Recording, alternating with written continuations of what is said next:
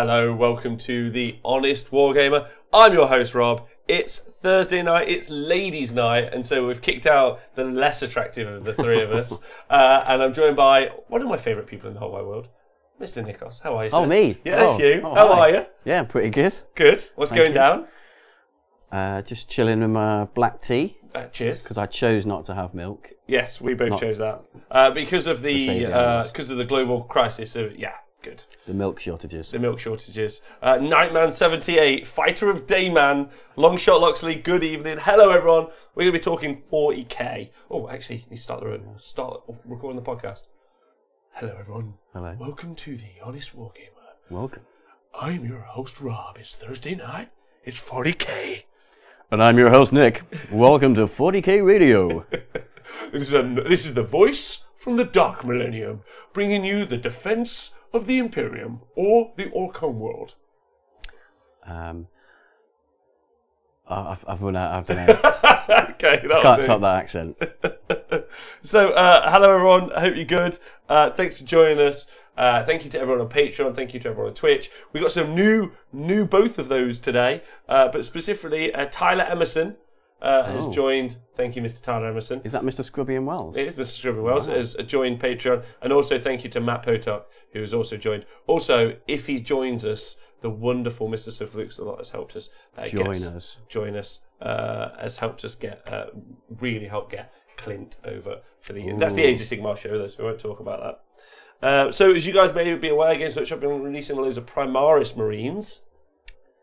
Have they? Yeah, loads of lieutenants. Loads of lieutenants. Yeah. I saw the 3 lieutenants with sniper rifles, and then there was the lieutenant with the sword, the psychic. And so I decided to get a classic lieutenant haircut. Oh yeah, that is very Stormcast have that as well, though. Yes, and they Primaris do. have that a lot. Don't they? So this is my new buzz cut for only because I want to be a Primaris Marine when I grow up, all the way. Yeah. Yeah. Flukes a lot. Thanks for joining the New Stabbing Gang for 16 months in a row. Greckle, Eyeglasses, and Carl Mack, one of my favourite people. What a lovely man. Flukesy, I'm going to send you a special message. Clint thinks you're a babe. Thank you so much for helping. So, thank you to everyone on Patreon, podcast listeners. Hope you're having a good time. Sit down, kick back, and relax. Open up a crate of Cokes. Yeah, or a tall Fanta. glass of Savon Bon Bleu. Or some Brute. Yeah, thanks. Sinise, thank you very much for subscribing. Also, thank you for your hilarious Twitter thread today of all the memes. And yes, so obviously we are down a man today before we kick off the show. His name, some would say. Don't say it 3 times, else he'll appear. Yes, some would say his name is Tom Layton. But other people now know him as the Hobby Criminal. Yeah, and I heard that he's not here because he was. So he said to us earlier that he was driving to Scotland. I think he's going for some tournament. He is. But I'm not sure he's going to make it because I think he was pulled over on the motorway By the Hobby Police. by the Hobby Police. By the Hobby And Police. he's now in a jail somewhere in the north of England, awaiting bail. Which actually, it's a bit like Azkaban. The hobby jail, only most people don't know this. Obviously, in the daytime, Duncan does his painting tutorial videos, but then in the evening, he is actually the jailer of the Hobby War Crimes Tribunal, and he's actually also the judge, chief prosecutor. He's very busy. Yeah. He doesn't sleep. He does not sleep. And he couldn't. I think he must have seen Tom's tweeting about his mech guns on Twitter. And he just jumped immediately into action, got in the car, Peachy by his side, and they just raced up the motorway, caught up to Tom. They must have been speeding, breaking a lot of rules, legal rules. Yeah, breaking a lot of normal society rules. But hobby is more important than normal society, clearly. So they needed to arrest him, and they did need to arrest him. Bring him to justice for the heinous, horrible hobby crimes that he's been committing this week. And if you guys don't know what we're talking about, we're going to talk about, some of you guys in the chat already know, the Crystal Bitch. He's been nicknamed as. Inez, thank you for subscribing. Inez Wilson there, subscribing. I think Inez has actually been encouraging online. So another potential. Are we going to talk about the Crystal Met Guns? Yes, we are. So Tom is going this weekend. He's taking 18 Met Guns to an event. Instead of buying Met Guns, which are points for pounds. What a cheapskate. one of the most expensive models you can buy. Yeah. Especially as he's taking Smasher guns, which are Yeah. 31 points for 27 English pounds. Yeah, so it's almost £1 a point, which is Krieg level.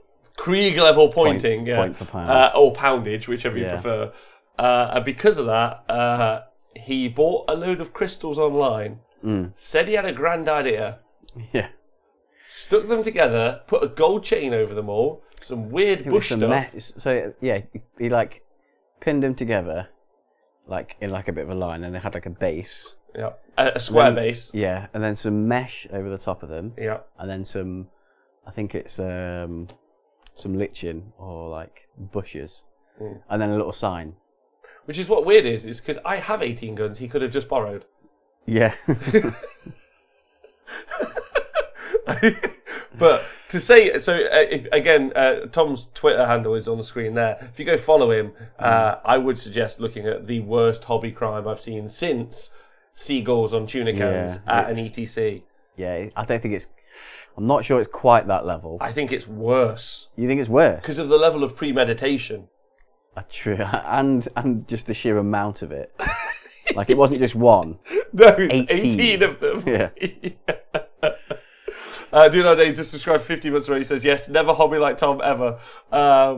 Trickle Butty, a borrowed army deserves to lose their right. I agree loads. Great to see you. Tasty do the dog. Thought it was a new AOS army. Slanice reckons he should have used salt shakers. They would have looked quite good, actually. They would have looked better. Yeah. Hellstorm Dan said, I thought he was making a new line of plugs for an orifice. Oh, okay. Yeah. Nice. Yeah.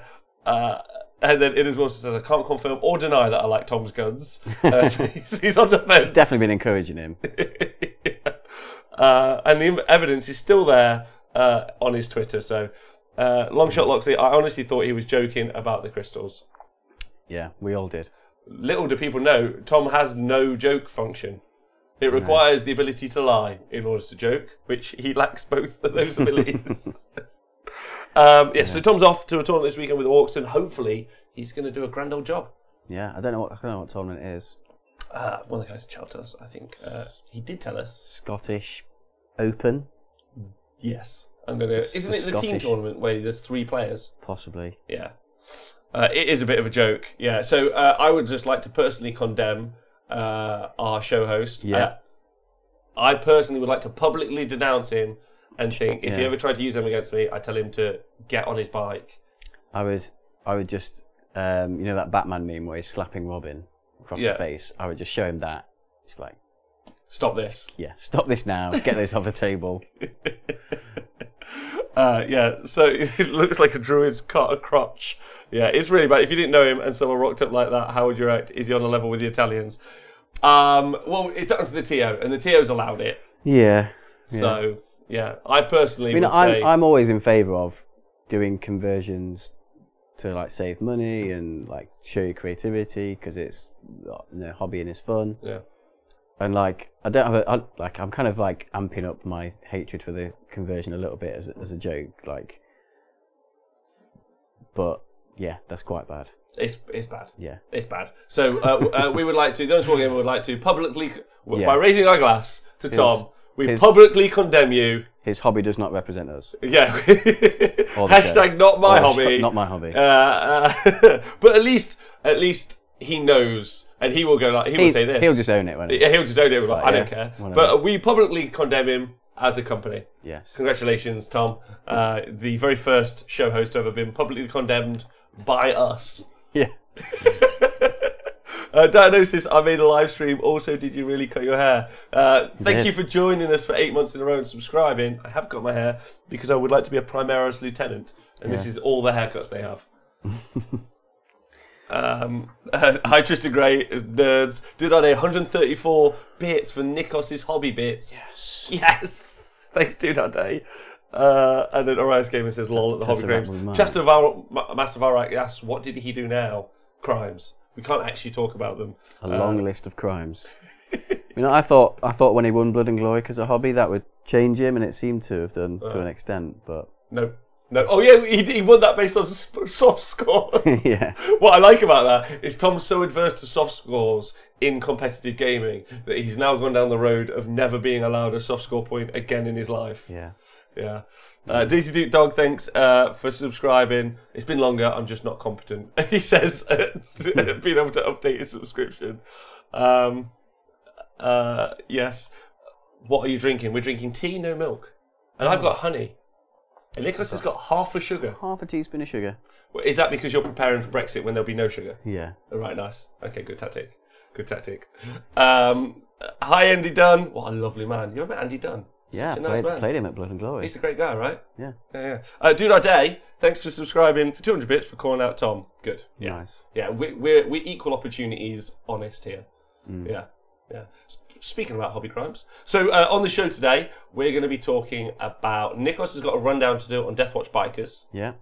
I've got my experiences from the 40k GT Heat 4 at Warhammer World. Nice. And I'm going to let the Twitch chat vote on which they'd like to hear first. But before that, obviously, Codex Genestealer Cults is out. People have started putting them together. Has anyone picked them up in the Twitch chat? Nicholas, did you decide to get them? I have a copy of the Codex, but probably not starting an army in the immediate future. Because they seem like a horde army. And after my orcs, now my orc list has 177 orcs in, I don't want to touch a horde army for a long time. So... No? No. Okay. I will. I might do it at some point because they're really, really sweet models, particularly the bikers. Love those, but not for me right now. Okay. Yeah, I would like to. You know, I had previously had a. Yeah, and you rage quit them. I rage quit them at the start of the edition, and now they're back. And I'm not too sad about that, but I think I've committed to myself because they're going to be on the shelves for I don't know next couple of decades. So it's going to be. I'm going to keep painting everything I've got in the studio, and then one day I do intend to own that army. But it's going to be my hobby army because they're just beautiful. I think possibly the best 40k range that's ever been out. Like, possibly. just unreal. So, and I'd like to take my time with it. So that would be me. And then Andy Dunn says, Nexus for the win, the orchestrator of map-based Lenten, funny, bold, and busy. I don't know if anyone knows this, and Twitch chat, if you'd like to get excited. That model is specifically based on Mr. Andy Dunn in the chat. Is it? Who is the site ops manager for Games Workshop. Oh, so wow. his job is literally being in control of the map of Games Workshop. Does he have one of those floating disc things to do it then? I feel like, no. Have you ever seen that picture of Kev Roundtree's office where he hasn't even got a lamp? He's got like a Spartan desk. Like, it looks like... Andy often spends his weekends, most people don't know this, because while Games Workshop was in that tough financial period, Andy, a keen mountaineerer and general rambler, would actually go out at the weekends to orientate and collect rubbish and trash, which would become office furniture and supplies inside Games Workshop. He's a consummate hobbyist. So Kev Roundtree's desk is actually made up of several parts of driftwood, which Andy, using only a Citadel scraper, filed down and then painted, again with a fine detail brush. I think Rhinox hide, potentially. Right. Must have gone through a lot of pots. Yeah, quite a few pots of Agrax, but obviously he just used Duncan's tears. How did he glue it together? Did he carve it so they tessellated together? Yeah, and it's like a tension fit. Yeah, that was his plan. So yeah, that's really. I didn't know he was so multi-talented. Well, exactly. It is also running 2,000 points of crap this weekend, and I significantly regret painting 70 acolytes. So Innes has collected up the Genestealer Cults. And they're like really detailed models as well. I bet you can do them quite quickly, but yeah, with like washes and stuff like that. But there's a lot of detail that it would be nice to pick out. So they're not easy to paint loads of either, I think. No, not at all. There's too much detail. They're wonderful models. Dude, I asked, why is Chuckabutty not in the studio to replace the Hobby Criminal? That's because the Hobby Criminal, because Chuckabutty will be joining us tomorrow in Sheffield. So if you guys are interested, I know it's Age of Sigmar and it's a 40k show, but the Honest Wargame will do the Age of Sigmar coverage this weekend over in Sheffield Slaughter. So if you guys want to check out some Warhammer this weekend. Yep. Alandro, I got the Codex, about 1,100 points painted, awaiting the Start Collected box to go hard on the Deliverance Blood Surge. Ooh. Yeah. Primark spending on G Silicals so far. Wow, £700 so far. £100, wow. What's that, 5 characters? 2 boxes, 2 starter boxes. Yeah. Yeah. And Dionysus is slogging away at the old Rusty Boy. That would be the Necrons. The Rusty Boy. Oh, the big Rusty Boy. Big Rusty Boy, I think. Yeah. Oh, nice. Matt Lloyd says Twisted Helix all the way if I could be bothered to collect them. And also Dionysus is offering to kill me at the Heat Finals. Offering to kill you? Yeah, with the Rusty Boy. Oh, right. Yeah, with his knife. I don't think they do grudges, which is unfortunate. Nuno's 99S. Glad you cut your hair. You were starting to look like a bouncer at a strip club. I was. That's the most accurate. That's how I felt. I felt like a divorced dad. Yeah. Yeah, who wasn't allowed visitation rights at all. I'm growing my hair until I see my kids. Yes. So you've seen them now. Yeah. Hi, Hermanista. Thanks for joining us. Anyone want to talk about 30k Blood Angels Dreadnought with a jump pack? Would you like to talk about that? I would talk about it, but I've not seen it. I've heard about it, and I think it's all right. Dreadnought jumping around with a jump pack, flying around. Uh-oh, you're going to upset some people. I think it's brilliant for the game, and I think Heresy is far better for it.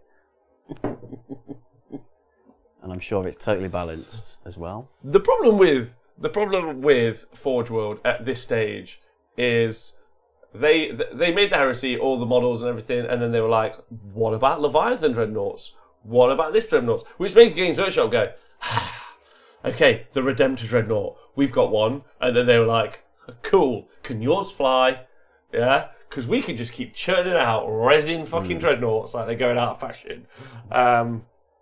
So I'm not bothered either way, personally. Mainly because it's Blood Angels. Because screw those guys. Not seen it, so. Space vampires. Yeah. Not interested. So Matt Lloyd, thanks for subscribing 6 months in a row. I'm putting up my Sister Battle Army for the Hellstorm ITC challenge. Says Hellstorm nice. done. See you there. No, they're doing one faction for one season. And he's doing Sisters of Battle. Oh, okay. I actually helped him pick out his Inquisitor today. He doesn't know that, but I did. More Dreadnought is always better, says DeBolt. Hi, DeBolt. Yo, dude. And Colonel Cabbage says, there's a security guy at my uni, and he really looks like Rob's older, chubbier brother, same haircut and beard. Wow. This is why I wanted to get away from the ponytail. Yeah. I don't want to be anyone's thinner, less chubby brother. No. Although I do. I'd rather be that than the other. The other way anyway, around. yeah. Right. And Arkia wants it. Flying Dreads for the win. I want it. With lasers on it. Is it a jump pack or is it wings? No, it's a jump pack. Jump pack. Oh. It's literally Should have been wings. It looks, and it does look really bad as well, because it's on a Contemptor. And you know how the Contemptor has got that, like, really CAD... You know how they design everything on CAD files and stuff? It just looks very, like, flat. Yeah. Like, it's got no real detail to it. The booster looks exactly the same. Like, it's got no... It's not very fancy. Hey, Scrivo! Yeah. So, anyway. If they don't give the Jump Dread DFA attack, it will be missed opportunity. In Dionysus, there are still just excuses. We all know your girlfriend made you cut your hair. Joke's on you, Dionysus. Actually, me and my girlfriend broke up ages ago, so what are you going to do now? Yeah. What are you going to do now? You thought that'd be a funny joke, but actually, now you just feel really bad about it. Impacted my emotional pain, Dionysus. Well, how does that feel? Because every time I see him, I think, "Hello, Big Rob." Maybe I should say it. Yeah, just say it to the security guard. "Hello, Big Rob." No context. No context. Yeah. Chat to us about right. Well, this is awkward. Don't worry, man. I'm not bothered. It's great. It's not a problem. Is he saying Nikos is your girlfriend? I would be lucky. Well, never say never, Rob. Anyway, I am going to Adepticon Nunos, and I'll be playing in all the agency more events. That's what I'm doing. Right. What do you guys want to hear about? Deathwatch Rundown. Deathwatch Bikers? Deathwatch Bikers Rundown, or would Big Rob for new Rob GF? Maybe Big Rob is now going out with... Maybe that would be good. Yeah. Let's move off from this, because there's nothing safe to say. Yeah.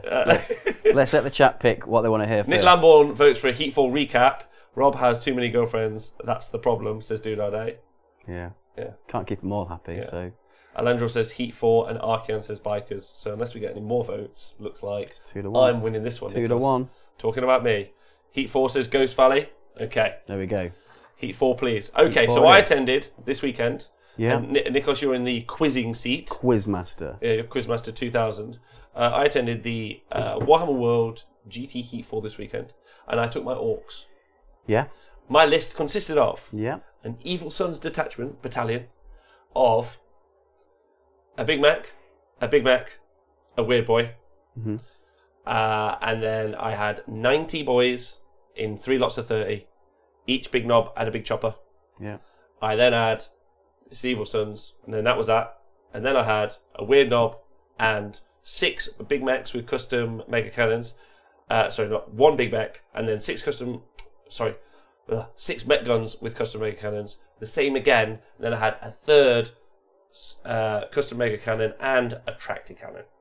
That was my list. I think it came to 1747 points. Oh, so you're 3 points under. I know. Did you feel that over the weekend? Did you? Not at all. No. No, it was fine. Okay. And I had, and so just long story short, I had the best weekend of 40k I've ever had. Oh, really? Best weekend of 40k I've ever had. Wow. I had 5 flat out great games. Now, And was that because your opponents were really good, or the games were just enjoyable, or the missions? What made them so all good? of it. All of it. I had 5 great opponents, which I was super lucky about, because previously, #Italy. Italygate. Yeah, Italygate. I haven't. I got to hang out with some awesome dudes all weekend. So Brad Glover, who's just got in the chat with his incredible army, which is have you seen the orcs and Tyranids combined. I'll say I think I've seen that on Twitter. Yeah. Yeah, it's They're so like good. Gene Stealers. Yeah, They're like yeah. I think Italian eventually won it. Yeah, but I heard I'm gonna be really polite about Was this. it 'cause- Franco? No, it wasn't Franco. I can't remember who it was. And I don't Morizzo. want- Yeah, I don't want to be mean about it, but from everything I heard, he's a massive dick. Oh, really? Now that's me just hearing it and watch the judge have to watch his entire last game and every conversation I've had about it with anyone. But that could just be like people being jealous. That could just be everybody you've talked to being jealous, and It could be got the wrong every impression. single experience of people. And what's interesting is I'm not like Tom. I wasn't out there looking for the info.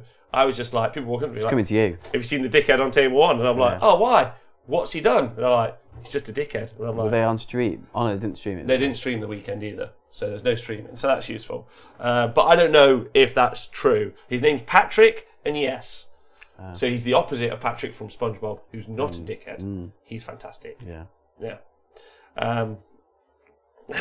How many Italians did you play? I played no Italians. Carl Mack says no, he's a weapons grade bellend apparently. All right. So So Patrick, if you're out there, you really need to do some Is work he on your public Italian, image. or is he from? Is he like from the England scene, or is he like? Never heard of this guy. 'Cause you said he was Italian. Honestly, I don't know. You don't know either. And also, FYI, I don't have an axe to grind in this situation, which I probably shouldn't be saying anything because it's not very nice. Yeah. Yeah, I retract my statement, Okay. so ignore it. We'll ignore it. Ignore what I was said. I don't. If you're listening, just erase the past 5 minutes. Because I don't want to from be your involved in memory. it. I don't want to be involved in the conversation. I just want to leave it alone. I want to be like, okay, just because everyone he's ever met or played war games with thinks he's a dick doesn't mean he is. No. That would be untoward. Yeah. So I think we've done really well there. We've Yeah. been very mature about it. We've been- Not called him a massive dick. We've retracted that sentence. Yeah. Yeah. And we'll move on. We just, yeah, that's fine. Yeah. So your games were all really good, great opponents. And what did you feel about the missions? Loved it. Do you want me to go through the games Yeah, or yeah, like? let's Well, go. I'll give you let's go. a quick overview. Okay, So there was loads of great people there. My friend Mark was there. I got to play with Chris Serbator all weekend. He was there as well with his Space Wolves, just getting absolutely punished by everything going, which was great. The guys from SM Battle Reports were there. That was cool to catch up with them. Brad, like there were loads of great guys there all weekend, which is just like so. I had a smashing time, and everyone was just really lovely. Oh, let me just see what the chat's saying. An actual Italian did one, I think. Hermanist, I heard you spent a significant chunk of your event asking my mate Doug if he and Wildman were wizards. Oh yeah, there was a guy called Doug there who looked like who does LARPing, and he doesn't want anyone to know that he LARPs. Yeah. So if you ever meet Doug, who plays 40k, Yeah. he's a LARPer. And okay. when he LARPs, he plays as a wizard. Yeah. And not an offensive wizard, he's a healer. Oh, okay. So at the weekends, you can get dressed up like a wizard, goes into the forest and pretends to heal imaginary orcs and other wizards. Fair enough. True story. Okay. How does he heal them? Huh? Does he like throw beanbags at people and go, Reiki. healing, healing, I healing? think he does that, or Reiki. Okay, like, yeah. Yeah. Or... Hold this magic stone. Why was there no live stream? I don't know why there was no live stream. I imagine they're just lazy. The equipment was flying back from America, in inverted commas. Even though they have two sets of equipment. Yeah. An American one and an English one. And they don't separate. Yeah. Okay. Weird. All dogs are LARPers, apparently. They have two sets of equipment, so the lie that they couldn't bring it back was not true, if that helps.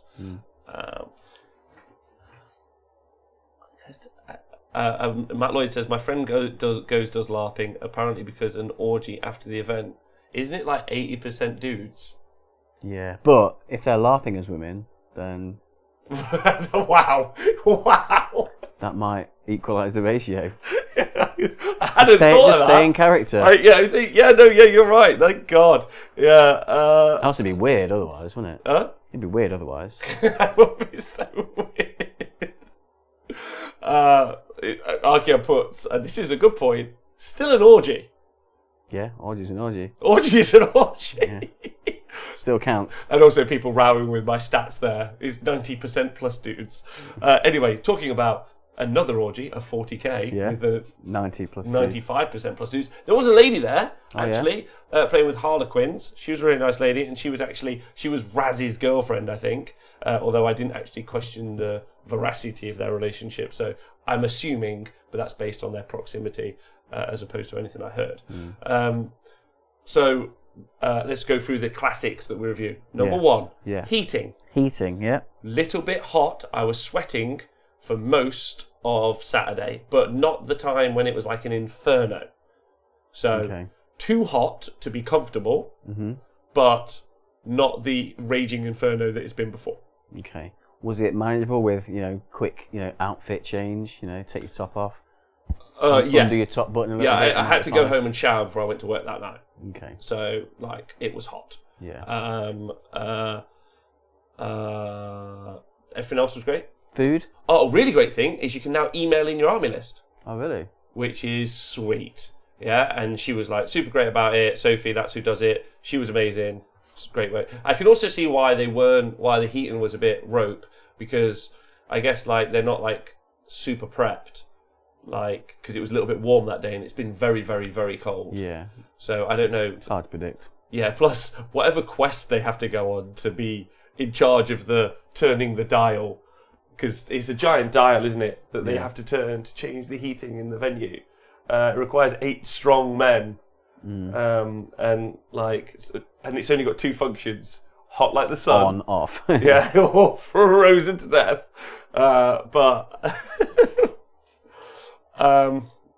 So there was the aircon wasn't on, so it was a bit hot.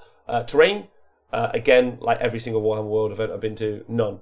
Yeah. I mean, there was terrain, but it was non-functional. Didn't block line of sight. I effectively would say, while there were a couple of pieces on several tables, if you were to describe the general consensus, I would say that the entire event had no line of sight blocking terrain. Now, that isn't actually true. If you actually go table to table, you probably point something and go, look, this blocks line of sight. Yeah. But if you were to say across the board, every now and then there's 3 crates piled onto her that blocks some line of sight, but only from a few infantry models. So it's nothing that's going to have a huge impact on the game that allows for some tactical play around that terrain, is it?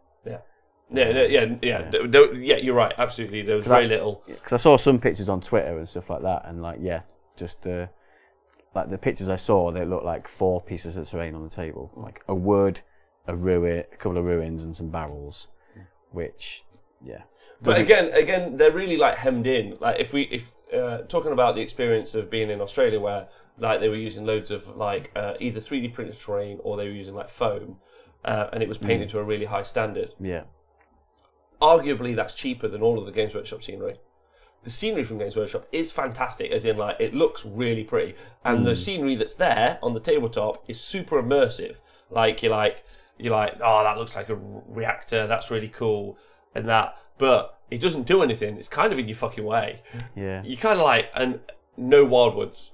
Like, there were wildwoods on the boards, but like they suck, and no one wants. Fucking hate those things. Fucking hate those things. So They're the worst. So like, but as a company, they obviously like Realm Battle boards. We all agree. universally hated. Well, not hated. They're just not as functional as a mat, right? Well, I hate them, but yeah, they're not functional because. But then they sell them, right? So like, yeah, they're not. And they don't sell battle. The only battle mat they sell is 4x4. So what can they do? Yeah. Like that, I imagine the event. I don't know who in that cycle of decision making. That's not true. I do know who, but like I don't know who in that cycle of decision making like doesn't. But what they haven't done is ever produce a 6x4 mat, and so they have to use their own battle boards. And then because of that, all right, okay. I'll ask the Twitch chat, and I'll ask you, Nick. In my opinion, I think the Realm of Battle boards are an inferior product to a mat in every single way possible. And if I was to run an event and I had an option to use one or the other for free, I would always choose a mat. Your decision? Absolutely. And question to the chat. Absolutely agree. Okay. Because, tidy away a Realm Battle board. You got unclip all 6 pieces and stack them up in a big cube. Yeah. Oh, like if you're an independent, they are absolutely unmanageable. Yeah. Yeah. You could never run, unless you're at Warhammer World and they're already there, you could never like a pop-up tournament somewhere, like rent a venue, set up, imagine setting up 50 Roman battle boards. It would just take ages rather than just undoing the carry case for the mat, rolling it out, and it's done. And it's just nice to roll dice on. It's not clickety clacking dice everywhere. Oh, when you roll on a mat, it bounces in a way that's just like it's like a young deer springing across a field, isn't it? Yes. Exactly. Whereas on a Roman battle board, it's like what's it like? It's like I don't know. It's like when you're in a quiet library and you drop something, or you're in a bar or a restaurant, everyone's nasty. You smash a plate, and one of the waitresses drops a glass, and you're like, But then the noise that really upsets me, that's what the environment is like playing a Roman battle board. Then the noise is when someone goes, "Way!" That's the dice sound like that dickhead's voice who goes, "Way!" That's usually me, but loads of them. Way! That's you every time. Yeah.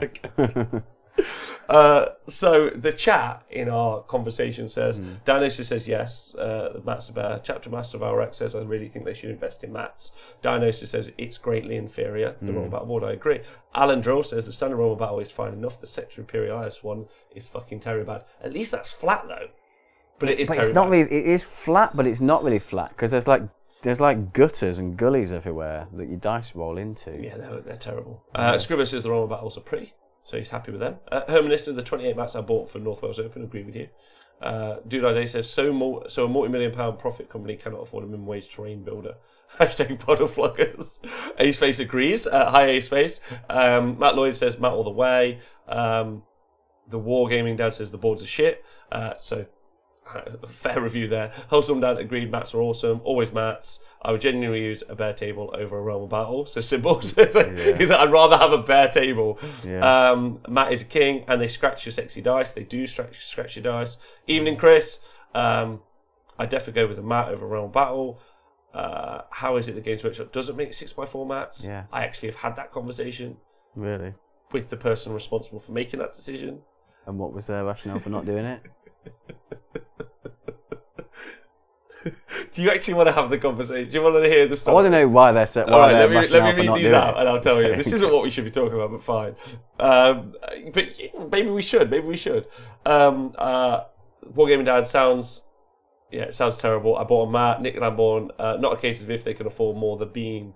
Can't say it's not necessary. Bounces like witches. Mats are the best. Says so. Everyone's the gutters suck up too much. Mat all the way, storage and variety, but the individual plastic hills were great. They probably have a good margins on the Realm boards. They probably do. Hi, there is only Joe. So I had a conversation with the person responsible for the 4x4 battle mat, which I don't know if anyone knows about the 4x4 battle mat that they sell. Number one, it doesn't come in a tube rolled up. It comes in a massive flat box? It comes in a flat square box. What, like, do they fold it up, or is it? They fold it up. Oh my God. And so what they had to, because they fold it up, what they had to actually do was make this material ironable. So on the side it says, this is ironable. But it only needs to be ironable because they decided to transport it in square boxes. I'll say when you get it, it's like got creases all over it. Yes. Oh my god. And therefore you have to iron it. Have they not seen the products on the market already and gone, that looks good, maybe we'll copy that? No, you know what, we'll do our own thing. We'll think outside the box and then put them in boxes. Yeah, Moon Tony says, mats are great, but nothing beats a board in aesthetic. I can't agree with that, because I think you could do more. Like, for a £50 mat... The board, the way it works, like with how it tessellates together, it like... Yes, you have different variations, options where the hills are, but then the hills restrict where you can put terrain pieces. And it makes, sometimes, depending on where it is, it affects putting your objective markers down, putting models on them... So almost traditionally, the way it works is it also fucks with line of sight blocking stuff as well. So almost traditionally, the hill parts, because there are 4 hill parts in Royal Battle, are in the corners, right? That's where everyone puts them. And because the way they slant, they effectively take up most of that piece of board, which means that if you want to play stuff in the corners, and if you're playing 40k, for example, if you're playing like long deployment or even just standard Dawn of War, it means the things in the corners are higher than the centre of the board, which means you need an even higher piece of line of sight blocking terrain to hide something that's at the back of the board than is at the front of the board. They're just, whereas you could have something in the corner and then a building. You can't put any line of sight blocking terrain on any of the 4 angled pieces. No. Just end of conversation. Yeah. So it takes up, and that is like 4/6, 1/3 of the board. No, 2/3 of the board. So yeah, terrible. Color Cabbage, I think the boards beat mats when you haven't seen War Sigil mats. They look amazing. I haven't seen those mats. I'll have to look. The boards always mess the dice, making them not be flat. That's true. I'm sure they only, I don't know how we got into this conversation, but maybe. I'm sure they only put it in a square box because you need to package and put on a shop shelf. Eyeglasses, that's correct. Yeah. That was that and transport were the reasons. So they could fit more in. Don't ask me how. But anyway, the conversation when they felt that more people were interested. Oh, the other thing is because there's that department, I think, was set a standard that they a markup that they have to do. So like whatever their product is needs to be a markup of 70%, let's say. So they which the battle mat companies that we all traditionally buy battle mats from, their percentage profit is much lower. Whatever that may be, I don't know what it is. Maybe someone in the chat knows, but I'm not sure. So effectively, they can't produce battle mats at 6x4 whenever, because whatever percentage they have to do, it would end up that they would be overcosted by. Well, they would cost more than traditional mats by like. So traditional mats are like 50 quid. I think 50, 60 quid. 50. So I think they were saying that they would be like something like 70 or 80. Yeah. Could they not just like take less of a profit and like actually sell things? Because I don't know. Maybe people are people buying loads of Realm of Battle boards? I think new people do, maybe, because like they go into a Games Workshop store, like, and also like, I mean, it's more prolific now. Like obviously because the internet and everything that we're all doing. I didn't until I went to an independent tournament as well. That's the other problem. If you're in a local gaming store, or you've got an independent gaming centre, I imagine they're just already full of mats and there are no Realm of Battle boards in there. But if you go into a Games Workshop, they obviously only have Realm of Battle boards in there, so you're more than likely, like, you don't have any experience of anything else. The only way you would learn is if you went online, I guess. Like, and while it's cool that you go online, like, it's a little bit intractable for people on the internet sometimes. They get a bit scared. I only just started buying socks online. Really? So from eBay. Second-hand ones. Yeah, second-hand ones from eBay. I think we can solve this argument with one. Oh God. What do you need? With one thing. Okay, we're gonna. This dice will solve the argument. Go for it. Listen to this. Look at that. Wait, and then I'll do it on this. This is gonna be the Realm of Battle board. This is gonna be the Realm of Battle board. Okay, here we go. It's worse than that. Worse than that. Yeah, it's more like that. More like that. Okay. Yeah. Arcan, don't buy socks online, you renegade. Jonathan Etland, shit no ponytail. Was Rob sitting on the right side or the left side? Which side?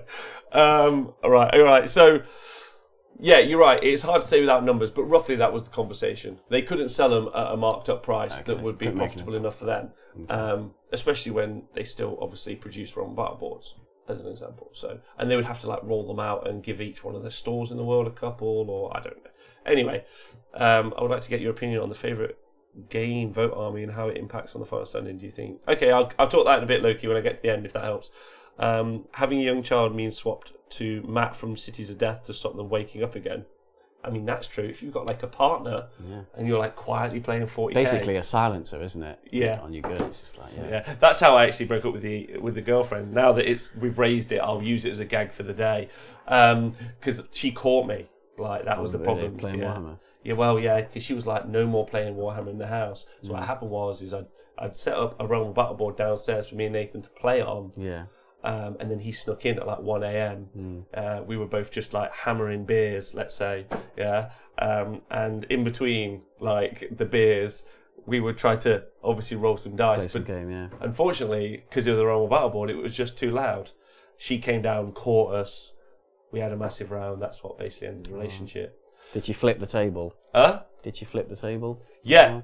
Yeah, she did. Like, she just... Bet that woke the neighbours up as well. And then the police were called. Yeah. And then she was upset because of that. So, So if you want to save your relationship, guys... Yes. Use a battle mat. They save relationships. Yeah. Yeah. And the symbol says, I can believe she'd be upset catching you and Nathan on a Realm of battle board.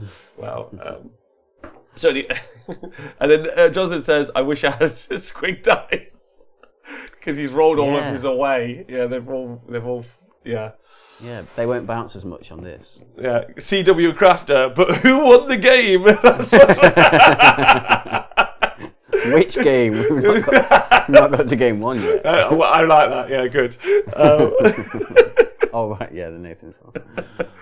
And then Moon Tyranny says, that explains why I don't have a relationship, because he's got a Realm battle board. So, long story short, if you could all tweet out, or if you ever see a picture of one again, Realm battle boards make you single. However, Nick, you own a battle mat. Yeah. Healthy, loving relationship. Yeah. Mainly because of the mat. Like, it was touch and go for a minute, and then I showed her the new Mars battle mat that I got, and she was like, fucking hell.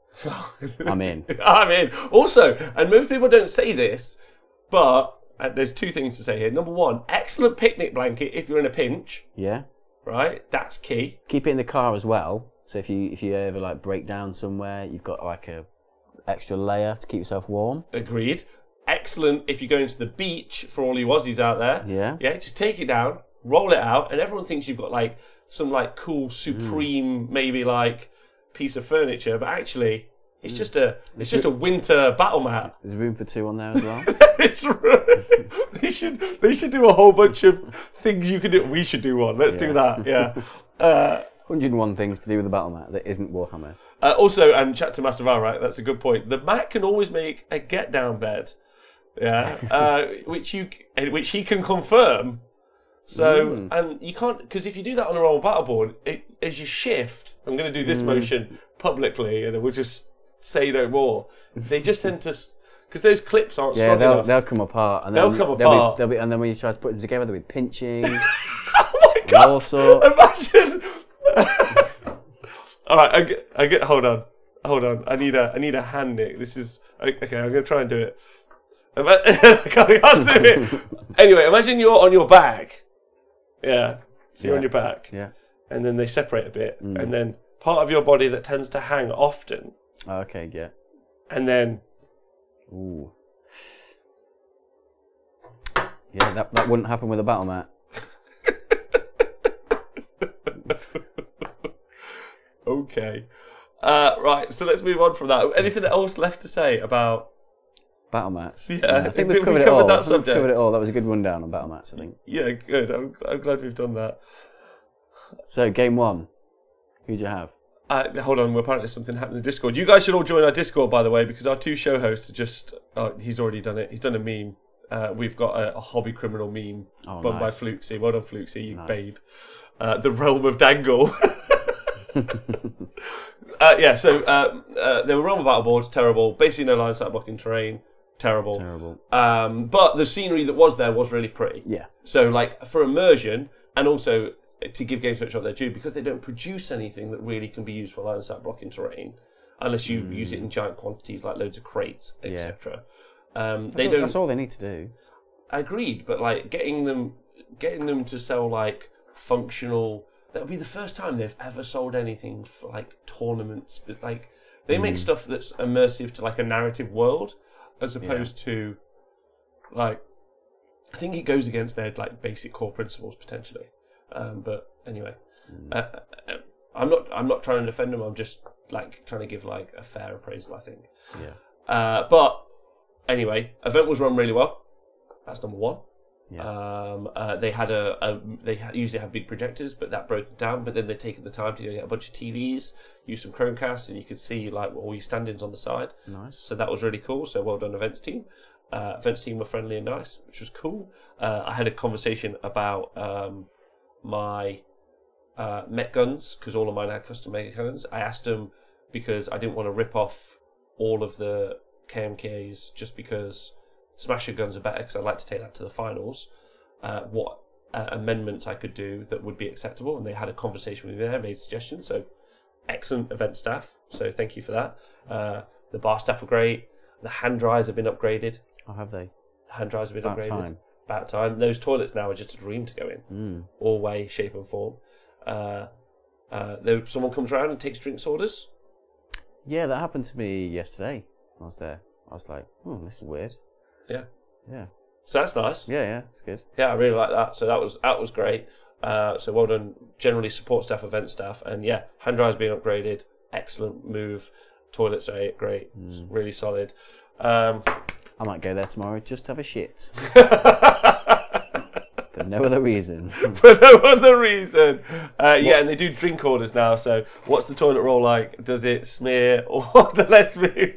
It's medium quality, but I wouldn't say the shea butter I have at home, which is just nice. What was the space like between tables? Like, was there comfortable space? Or was it quite tight? There was more space than there's been previously for some of the players. Right. A couple of the aisles were a bit longer, but no, yeah, more than I feel like there was more than there's been before. At no point did I feel like I was like living in someone's pocket. So that's been a traditional complaint. But there were 120 players this time. Was there? Well, 118. Oh wow! So quite good. But so we've basically taken over the whole hall. So there was like little to no hobby gaming at that point. So that was cool. So more space. So good question. And the temp, as pointed out, was too hot on the Saturday. Really, really, really hot. They need to put the aircon on. But like I say, it's a giant room. It's really tough to. I've seen them like they're like the staff sometimes like this. I'm too hot, and then some days they're like I'm too cold. And you're like, can you do something like that? It's yeah. There's a lot of sportsmen in the hall as well. Being very dynamic and sweating a lot. Right. So then, as to the games, so I've told you about my army list ages ago now, but I'm sure you heard it. Orcs and Met guns. Orcs and Met guns. Yes, absolutely. Was it the army I wanted to take? No. Because I wanted to take Smasher guns, not KMKs, but fine.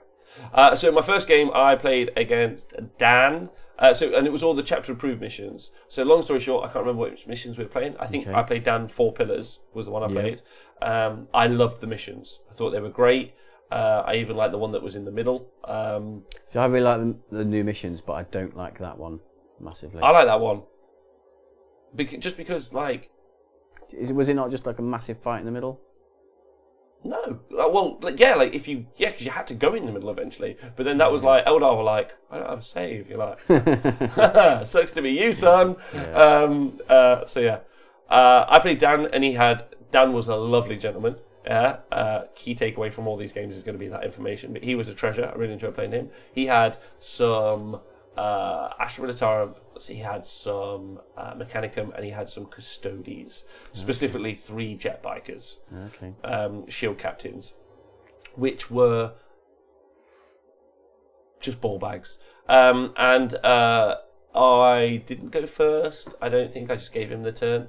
just fine. He hurt some... Oh, this was the big part of the story. Turn 1, he killed a unit of orcs, the 30 boys, but his very last shot from a transonic arquebus took the very last wound, so his last potential shot, so to kill one unit of the boys, so I couldn't green tide them. So that was really, really sad. So yeah, that was pretty impactful actually. And then I deep struck a unit of boys at some point, and basically that game came down to I decided to buff up a unit of orc boys and try to attack his shield captains, but I failed the charge, and then the shield captain just killed that unit of boys as well. That was on the right hand flank, and then eventually I did get a charge off, and it just didn't do enough damage, which is sad. Although my knob did do 6 damage all on his own at one point, which was great. So maybe I should have charged all of his infantry on the left and just left the shield captains alone. But he had nothing in his army. This was a bit of a recurring theme actually. He had nothing in his army worth the met gun shooting. So you're talking like nearly 700 points of shooting, and the only thing that was worth shooting in his army, because it was all infantry, and then the shield captains were... Oh no, he did have 1 tank, but that obviously died in to 1 met gun. Yeah. It died to the first met gun, and then the other met guns just had nothing to shoot. Yeah, because you can't target the shield captains until you can't. Everything's dead. Oh, he also had 4 dragoons.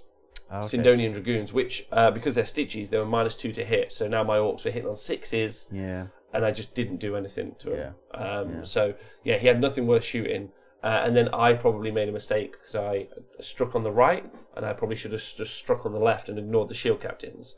But I'd been a bit precious with my met gun, so I didn't win the game. And also because one of his shield captains made 11 4-up invulnerable saves. Wow. Against the met gun shooting, which do D6 damage each. Yeah. So Dan now is my mortal enemy. Yeah, he's on the list. He's on the list, but he also is a treasure, and you can play Warhammer against him if you get the chance. He was great. He's on the treasure list and enemy list. Yeah, but I liked him. Hi, Tom. By the way, Tom obviously is in the Twitch chat from jail. From Hobby Jail. There's Wi-Fi in Hobby Jail. That's what? Right. There's Wi-Fi in Hobby Jail. Cushy. I've got to name that knob now. All right, I'll give him a name. It was awesome.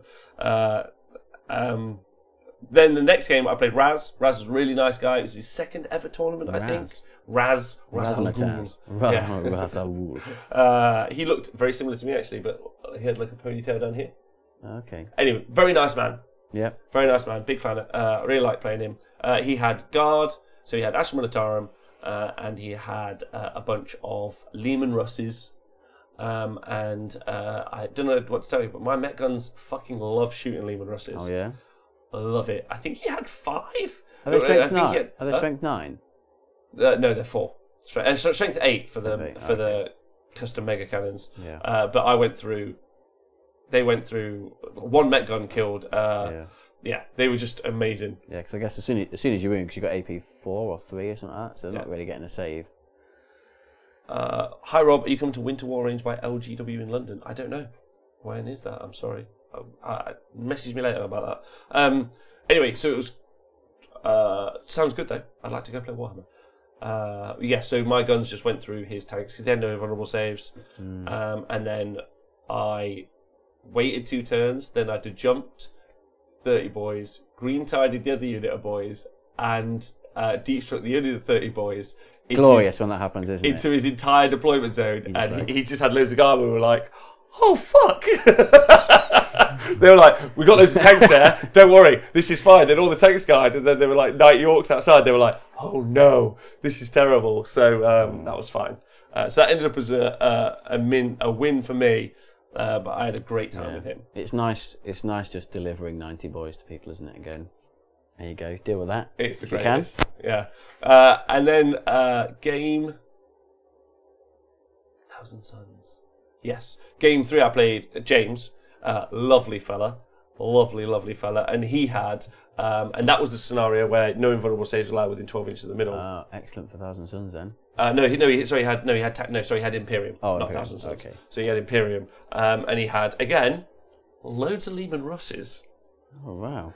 Loads of Lehman Russes. He also had 2... damn it. They're not Malcador Annihilators. That's the wrong tank. The tank that they are... What do they look like? They are Imperial Guard tanks with flamers on, and they blow up on 4+. Hellhounds? Huh? Hellhounds? Hellhounds, thank you so much. There you go. So yeah, he had 2 of those. And then I went, That's scary for your orcs. very scary, apart from 1 mech gun, blew up 1. It then blew up and killed loads of his men. Oh. And then I shot the other one, and it killed loads of his men. And then I shot a couple more of the tanks.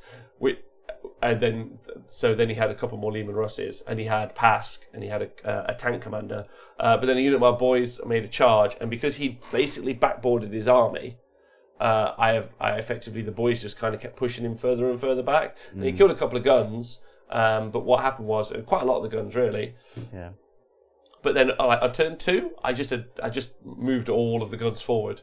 And then I just had so many boys inside the scoring, and I just killed all of his infantry, so he couldn't score. Couldn't score it, Yeah, so, and I mean, that was a bit of a, like, army build, like, scenario fuck up, really. But what was really interesting, I was talking to lots of the guys. Obviously, they watch like quite a few of them were talking like they like watch podcasts or like ours, or they watch like other shows, and they're kind of like, yeah, this is a good army. It's like, yeah, for ITC potentially. Right. I'm not saying that was James in this case. James's army, by the way, was really pretty as well, and we just had loads of fun. And also, he wouldn't roll anything.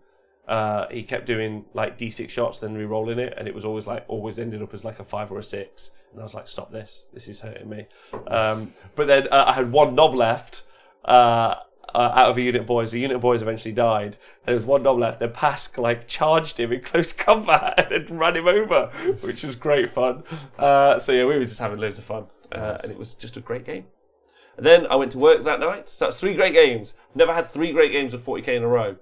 So I was like, so a personal thank you to Dan, Raz, and James for that. Because I was like, fuck yeah. Then I went to work that night, did some DJing, had loads of fun. Then I got up after 3 hours sleep, and I went into Sunday, and this is where I got to play the lovely Chris, and I need to apologise to Chris. So that's 2 wins for me, 1 loss. And I was like, Chris, I'm very tired. I'm so sorry. Everything's still very loud. I don't know if your ears after a nightclub, they're making noise. Yeah. Oh, Jam CC, he's in the chat. I went down fighting, Rob. Broken arrow. That's what he kept shouting. He just had all of his texts. He was like, broken arrow, bring the pain.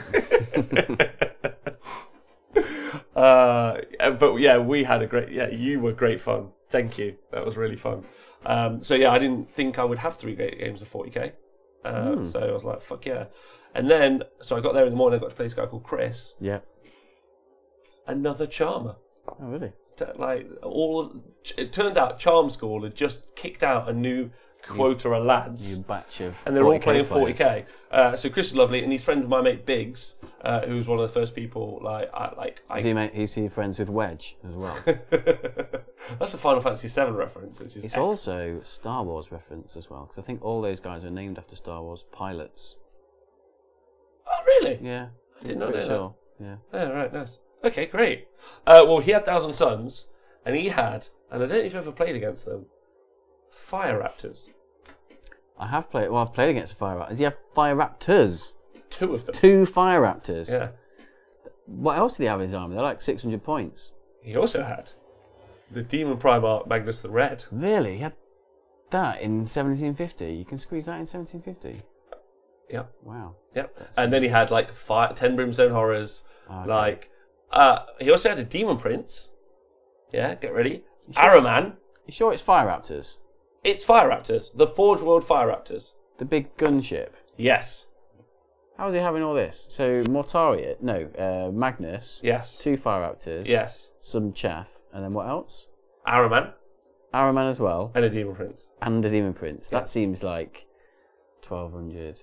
I don't know how much Magnus is. 300-ish. Yeah, it's still. That's right. 1,200. 1750. Yeah, I suppose. But unfortunately, we were playing the scenario that required like units to score effectively. Troops. Huh? Troops one.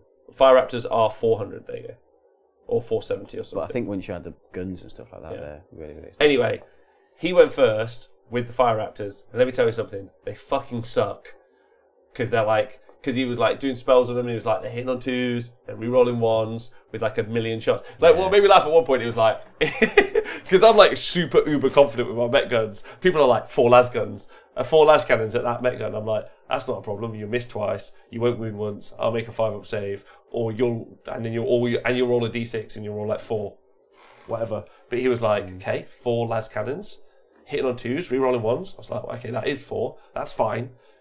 3 wounds. I'm like, oh no. So he was just like, but the bit that made me laugh was like, all of my heavy bolters at the mech gun. And I was like, if you want to waste both of our times. And then he was like, them. And I was like, oh, that's a dead mech gun. So like each Fire Raptor was like caning like a mech gun a go. And I was like, this is awful. So I lost like quite a few. I was down to 9 left after my first turn. So what I did was I jumped some of the boys, killed like loads of his scoring units effectively. Yeah. Long story short. Oh my god, I can't wait to tell Tom this, because I don't know if this is correct. This might be what triggers Tom, but we'll find out. So he killed loads of stuff, but my first shooting phase, I had 9 mech guns, and Magnus was on my left-hand side. So I took my unit of boys, moved them forward, with all of the boys were going to go and punch Mortarion to death, pile in, fight twice. Deal, right? Yeah. That's a good plan. And I green-tided the other unit into his back lines, and he was like, oh no, this is terrible. So I just was like, hey, do you mind if I roll 3 mech guns? He was like, yeah. 3 mech guns, yeah. It was like 17 shots, because they're d6 shots each. I hit with everything. I generated, and they hit on 5s, yeah, right? Because it's -1. Then I generated more attacks on 6s. So I just, crazy. And then it was 4s to wound. He had 9 saves to make, so 9 6-ups or something. So I did 7d6 damage. I ended up doing like 18 damage to that one Fire Raptor from 3 guns. Fucking hell. It was amazing. And I had the bestest time. Then I was like, right, these 6 mech guns, because nothing else was in range now, into Mortarion. I got 1 hit. He wasn't even -1 to hit. It was just 66 shots. I rolled like 8. Hit once. I was like, oh. And then he saved it. That's orcs for you, isn't it? Yeah, that's perfectly sums up how orcs work. And then the boys jumped in, and they like killed him down to 2 or 3 wounds. He then flew away, healed a bit. The boys tried to chase him. The other Fire Raptor mowed down. Other Fire Raptor mowed down a unit of boys while killing some more mech guns. And then he kind of backboarded the Fire Raptor, and he kept doing that. Eventually, I smoked one mech gun, smoked Araman. Smoten, because I rolled a 6.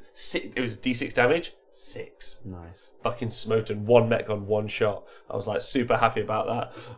And then, so I'd won the game. We were cool with that. But then he dark matter crystalled his Demon Prince. Yeah. Then he warp timed him.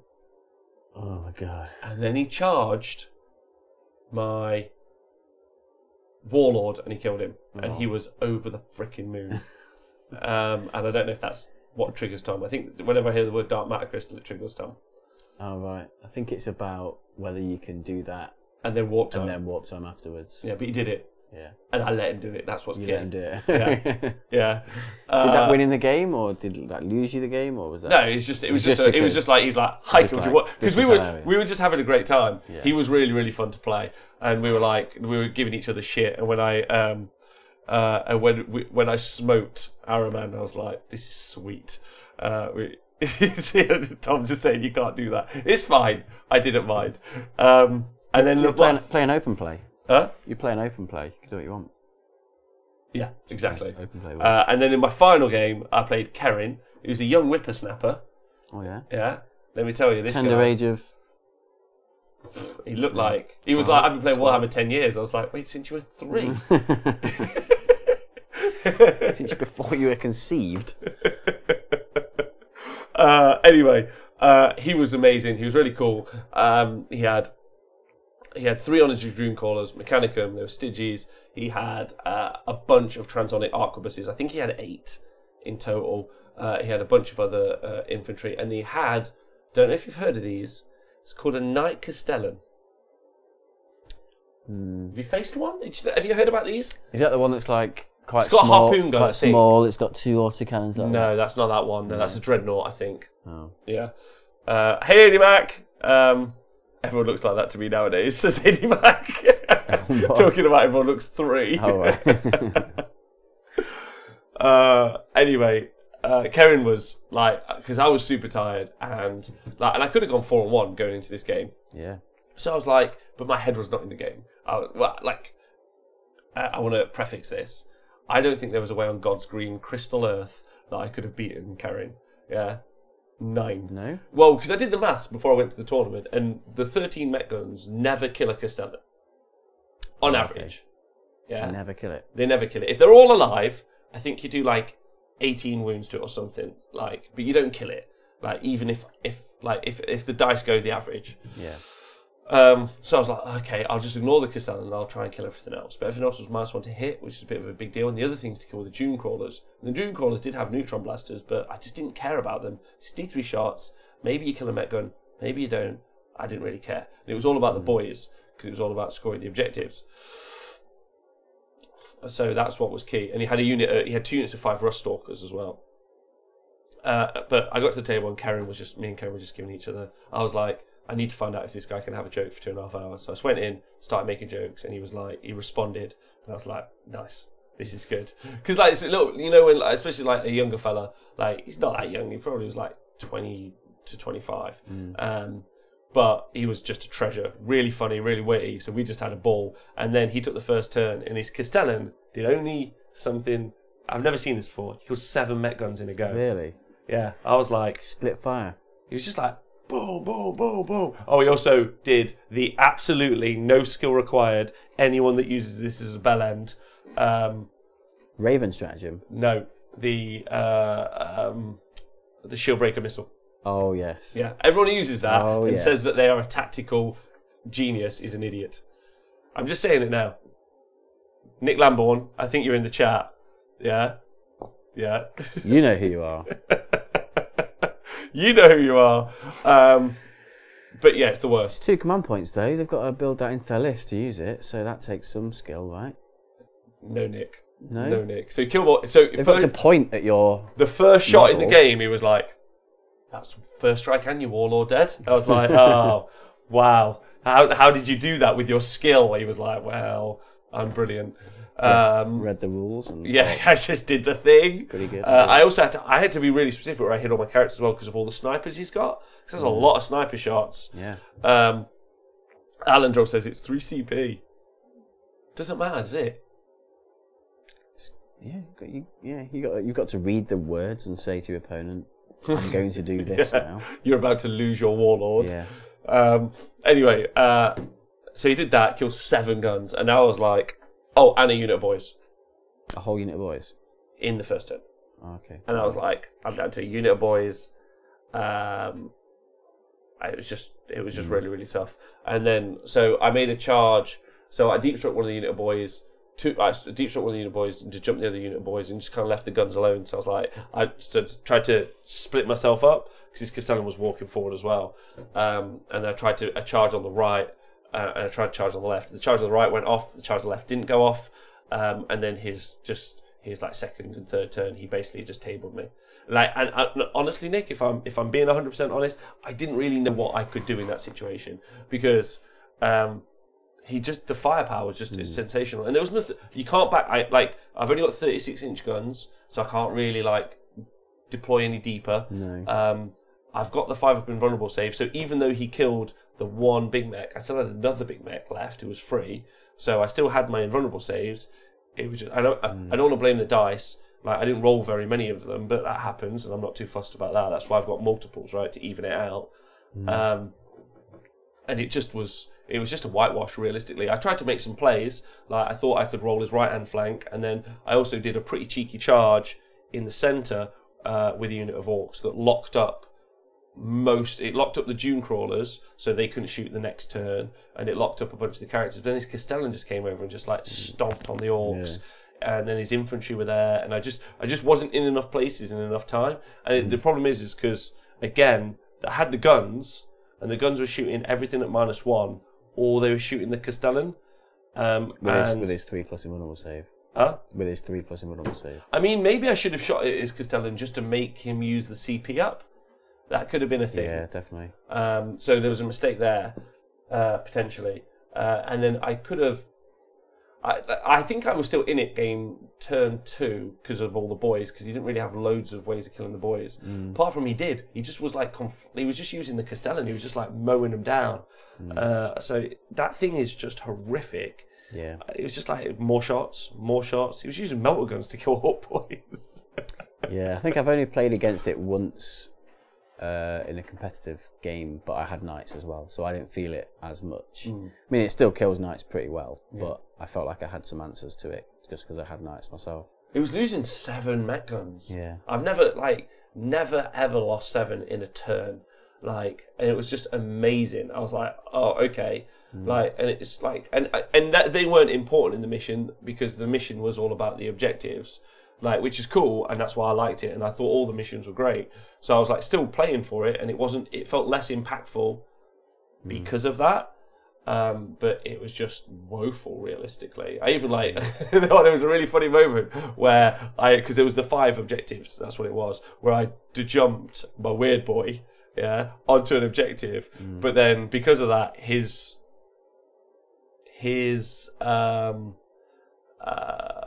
Magos could pile in. Sorry, heroically intervened. Now I made a charge, then his Magos heroically intervened, and basically it was my Dune Crawler. No, he was his Dune Crawler versus my Weird Knob, who only had 1 wound left, and then the fucking Dune Crawler killed him. Otherwise, I would have scored the objective. Which would have put me 2 points up. I don't think it would have won me the game, but it was super close. But it was anyway. It was amazing. How did you find using the boys? Because you said you did like a tactical charge halfway through that game to lock up a lot of the stuff. When you did that charge, did you just declare everything, or did you declare one target? I declared one target to avoid the Overwatch. And then I attacked. Well, I declared a couple of targets because I wanted to attack them to avoid the Overwatch. You're right. And then what I did was obviously I consolidated and then just locked loads of stuff up. But that's a pretty standard AOS mechanics thing. But he was like, oh, because they were way too close. And then because of that, I was able to score, and also because you can score with more than one objective with 1 unit in 40k, I was able to score loads of stuff, so that was decent. I just think I'm not going to take as many boys next time. So I ended up losing that game, so I went 3-2. But I had an amazing time. All 5 games were amazing. Kerrion, again, thank you for your game. I got 3 favourite game votes, which I'm pretty pleased with. Nice. And then 3 favourite army votes. So overall, that's pretty decent. And I came 28th out of 120, which is all right. Yeah, that wasn't really what I was interested in. I'm more chuffed with the 3 favourite game votes because I went there with the express intent of enjoying myself playing 40k, and I had 5 just wicked dudes. And then there were some, to give a fair review of the event, there was some consternation around some people at the event. So there was some slow playing still knocking around, unfortunately. Some of it was particularly bad, I thought. There were people asking people for favourite game votes. Really? Yes, so that they could win the events, which I thought was bad. Camelot, I will see you at the finals, potentially. So, yeah. And did you use the dice app, right, for your orcs? No, because I've never had enough orcs left. Oh, right, so you never really used it. I very rarely had all of the orcs into 1 unit. Right. Yeah. So it didn't come up. Yeah, so you just broke up the attacks into small amounts. Yeah. For your dice. Yeah, so, but I would have used the dice app, realistically. It was, after our game the other day, I was like, this is so good. Yeah. I'll use dice most of the time, but if I need to roll 120 attacks, it's just, particularly with orcs, it's fine because you're not re-rolling much, are you? It's just 3s and 4s. You may as well just use the dice app. Yeah. Who wants to just be rolling 150 dice? No, it sucked. It really sucked. And also, Serbator, Christopher went with, he came 101st. Oh, nice one, man. Which is just a great number. But overall, amazing weekend. But changing the list up, so I asked how I could modify it, because I really want my mech guns to be smasher guns, because that gets me about 250 points back. So I'm going to do that. Yeah. And then I'm going to keep the character loadout that I've got. Yeah. And I'm going to take looters in addition. Okay. And then I'm going to go for the max looters that I can. Yeah. and then I am going to drop my points in boys until I get the max looters. Okay. I don't like I don't like it when you say less boys. Yeah, no, I agree with you, but my issue was, and this was really impactful versus actually in our mirror match, because it's not you go, I go in 40k unless my opponent decides to with 2 command points. But that actually massively mitigates kind of a jump and then a deep striking kind of like double charge on turn 2. Because someone can interrupt. And actually... Yeah, but what if you have da jump, a run and charge unit, Storm Boys jumping in, Commandos jumping in, and a Green Tide all at once? All at once. What if you had that? What if someone had that sort of army? I mean, that works, and that amount of bodies to lock stuff up. But what I found a little bit impactful was because, obviously, I want where people are fighting. This is only, by the way, in these Games Workshop missions. But normally, I would be fighting. I'd be like going after the threats in the army, as opposed to jumping onto an objective. Sometimes they were in the same place, which was great, or I would have to attack a unit on an objective, as opposed to attack a unit that was more impactful on my army. If that makes sense. I think so. So, and because of their limited range, because their range is melee. Well, I don't know. I've found, like with boys, like I've really enjoyed playing with my orc army, because you can do funky charges with them. Like you just charge one unit over here, and because you've got so many boys in the unit, you can string them out to lock other units down. Or like if there's an objective on the other side of the board, like my orc boys over here, you can just charge a unit close to you, but then use that charge to move just one into combat charge, and then the other 12 inches over that way. Your Pilot Consolidate can just get you onto your objectives. My issue is that all of my opponents had units. Like the 3 bikers just wiped a unit of boys out. Yeah. Sorry, Custodians bikers. Like that's why I like having the Pain Boy. Because you just but like you're not saving even half the unit. Yeah, but you're saving enough. I had a hilarious game on Saturday. Where just the mental image I had of because I had one Pain Boy, and he was within 3 inches of 3 different orc units. They were all sort of daisy chained out, and I was playing with a friend Andy, and he had quite a good anti-horde infantry list, and I think he killed about 60 orcs in that turn. So my Pain Boy, like I had to roll 60 times for my Pain Boy to see how many saved. Yeah. But just as I removed them, just the mental image of this one Pain Boy just sort running around. It was just queues of orcs queuing up to him, like, "Oh, I've got a bleeding arm. Can you help that?" Like he was having a very busy time during that turn, plastering, chopping off limbs. They're like, "Medic!" Yeah, he's just running around, bless him, working really hard. Yeah, he was earning his 60 That's points. That's funny. There. Yeah. I just think, because also the mech guns are amazing. They were amazing, and they were suitably orky. They were unreliable. When I was watching Space Marine players hit on 2s, re-rolling 1s, I was chuckling to myself because I was like, "This many shots? That's a 1. Hope I roll a 6." And I enjoyed the army. That's why I take it that way. And I think that the mech guns probably are still a little bit too cheap, maybe by 10 points or so. Okay. But the Smasher guns, I can have more of them. And also at 48-inch range is quite good, but I want the looters because I want to kill infantry. I want to kill a lot of infantry, and I want to do it at range. And then I want the boys because again because as much as the 8 rerollable charge was fairly consistent, it wasn't. And when they were left out in the open, they were then just dead because they were always jumping somewhere fairly threatening. So I didn't have the options that I wanted, I don't think, because while the mech guns are amazing, they were not amazing at dealing with the infantry, and I just played a lot of infantry heavy lists. Again, when I played the Leman Russes, they were just great fun. And they did really well, but I think ultimately, because people are going to have to play against hordes, people are going to bring anti-horde, so what I think I prefer to do with the looters, and also it makes it like a super gunline orc army, which just is really fun in my head. That I don't think people are expecting 120 boys. Yeah. But I like the concept. But are they expecting 170? Oh, we'll get to that in a sec. I don't know. Ice War Gamer. One orc army plan to do is have one unit of 30 boys and 2 others with only 10, and then loads of 6 Gretchen units. which I think could be a thing as well. And then food for thought. All leadership three... would be an issue with that, maybe. Huh? Leadership could be an issue with that. Yeah, could be. And Pepin says, food for thought, all 3 40k hosts play Greenskins, The Honest Wargamer, 40k crew is the real knee-stabbing gang. It's true. It's true. Yeah. Oh, yeah. We were talking about that on the weekend, weren't we? Because we were all just talking more orc stuff. But anyway, that was a lot to talk. Sorry there if I said too much. But That's fine. I had a great weekend, and that was what was really key. Maybe losing my first game against Dan was actually awesome because I ended up not having to play loads at Eldar, but I wouldn't have minded. Truth be told, I think the army can do well against it. And like I said, wasn't the army like I would have dreamed of taking, but that's not me making any excuses. I think I fucked up my first game, and I think my last game that I lost, I don't think there is anything on God's earth I could have done to beat that Castellan. He just came over and just like... Maybe go first. Maybe that well, if I'd have got the charges off, I think... Yeah. If I'd have got the charges off, I maybe could have won the scenario. Yeah. But that Castellan was just going to be running around like till turn 7. Yeah. Just being like, you're dead, you're dead, you're dead. Similar to the game I played against my friend Matt the other week, he had a stomp. We had an orc off and he had a stomper, and I just couldn't deal with it with my army.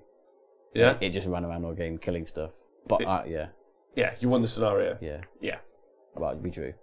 Yeah. So do you think you're going to the final? I've got to check my schedule because I can't remember what day it is. But if I'm free that weekend, I'll definitely go. And then I will. They've given me advice on what to do in order to change it. So I've got the Smasher Guns. Yeah. So my list, like I say, will be the Smasher Guns, the same character loadout, and then as many looters as I can get, and then put into the list as well, and then reduce boys until I've got all the looters that I want. But I get like 250 points if I go to Smasher Guns as opposed to the custom mega cannons. Yeah. So that's decent. So that's pretty much all. How many looters are you aiming for? 25? Or whatever the max is for me to get the mob up. Mob up. I think it's 15 and a 10. Yeah. I think, yeah, because you have to have a unit of 10 or below to mob up. Yeah. And it can join to another unit. So yeah, so 25, and then just rock that and just have fun with that, because that'll be some pretty scary shooting in addition. I think, and I think that does a better job than have a unit of boys just stuck out there, to be honest. So yeah, but it was a cracking weekend, like really fun. I will say though, like, and I think it's fair, the criticism is that I don't feel like it's a premier event. No. I know that sounds like super weird, because obviously like... I think it's a premier event in terms of like where it is held. Like the hall is pretty cool because it's inside a castle and whatever, and then there's a pub literally through the door. Yeah, really nice pub next door. The food was great as well, by the way. Yeah. Yeah. I think the food can be variable. The food can be variable. Cakes. There's some chocolate cakes that were not okay. Yeah. But yeah. But like, yeah, you got the shop there, you got the miniatures museum there, so it's a cool place to go. But I think what lets it down is just the tables and maybe the space and the seating compared to others. When I think back and I compare it to when we went to the LCO, like the terrain there was amazing. They all had mats that was amazing. All the chairs were really comfortable and had backs on. They weren't just a wooden stool. Yeah. And there was plenty of space between the tables. Like that was a more premier event than Warhammer World in certain aspects. But yeah, I think realistically, yeah, like the environment is nice at Warhammer World, and especially if you're making a trip somewhere, like I'm sure people are like, this is excellent.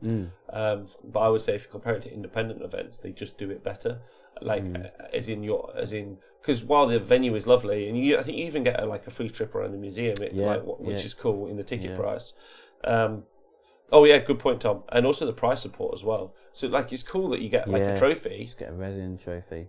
You just get a resin trophy, but like I mean, you win like actual models and like financial stuff. And the ticket price is normally cheaper at an independent event as well. So yeah, comparing it to the Last Chance Open as an independent event, Last Chance Open I just argue is better, but that's to do with it's like if you just take the tables and everything else out, like that's the bit that's important, really. I don't know. That's not me trying to like jump on anything. That's just, and I had a great time. I'm just trying to give a balanced report. If you turn up there thinking this is going to be better than something else I might have experienced, I think you might find it lacking. And then Northern Invasion up here, according to Fluxy, is mental. Stu gets so much third-party support. So yeah, third-party support is pretty important as well. So yeah, like just, and also they didn't do a stream. They couldn't be they couldn't be bothered to stream their own event. Couldn't be asked. They couldn't be bothered. So, Chaos Swarm. He's doing some orc tactics in the chat. All right, cool. So that's my review. That's everything I've got to say. Great time. And I will be playing orcs more. Good. And Castellans are dumb. Castellans are dumb. Fire Raptors are also dumb. They are. Yeah. Yeah. I know. I think I've played against it a couple of times. My friend James has got one, and there's a spell from Space Marines where you can add +1 toughness to it, so it becomes toughness 8. And you can give it a 5-up invulnerable save if you're 1,000 Suns. Really? Oh yeah. That was really -1 to hit, and then +5 invulnerable save. I was like, what? Hitting on 2s, rerolling 1s. Wow, it was really, really good. Yeah. Pretty solid. Pobby Heresy says, I love the trip to WoW. Well, for that, the trip to WoW. The rest is just games with different people. The LCO was quality, says Pobby Heresy. So backing that up. And it should, everyone's saying, it really should come up. The standard should really come up, realistically. Yeah. Yeah. I'm hoping the new events manager that they've hired will sort that out. Me too. Good, alright. So, any questions in the chat? I don't think anyone cares, really. Played some orcs and it was fun. Played some orcs, yeah. Did you shout "Wah" at all? Shout "Wah"? No, I did not. I didn't. No, I did get on top of my chair at one point when I had to roll a 6-up to save against carrying because it was really important. Did you make it? I was being very animated. I was very aware of myself at one point because I can understand that that's obnoxious.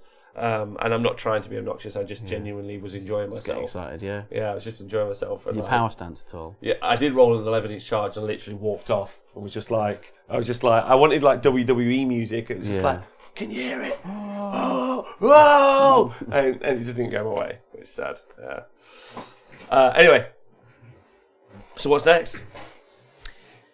Death Watch. Death Watch. Death Watch. Death Watch. Death Watch. Death Watch. Death Watch. So we're going to do a rundown now on Death Watch. We're going to do a rundown on Death Watch bikers. So the inspiration for this rundown is because my friend James of James Workshop has a Death Watch army, and he's got 12 bikers that he uses. Right. And Death Watch bikers. When Chapter Approved came out, they got cheaper. Right. And then also the new White Dwarf that came out recently gave the new Bolter beta rules. Bolter beta rules. Bolter beta rules. Bolter beta rules. Bolter beta rules that made them even better. Matrick, thanks for stalking us. Thanks, man. So the beta bolter rule means Bolter that beta rule? Terminators, the beta bolter rule about bolters means that you can now... you can't beat a bit of bolter beta rule. You can't beat a bit of bolter rule. Sorry, carry on.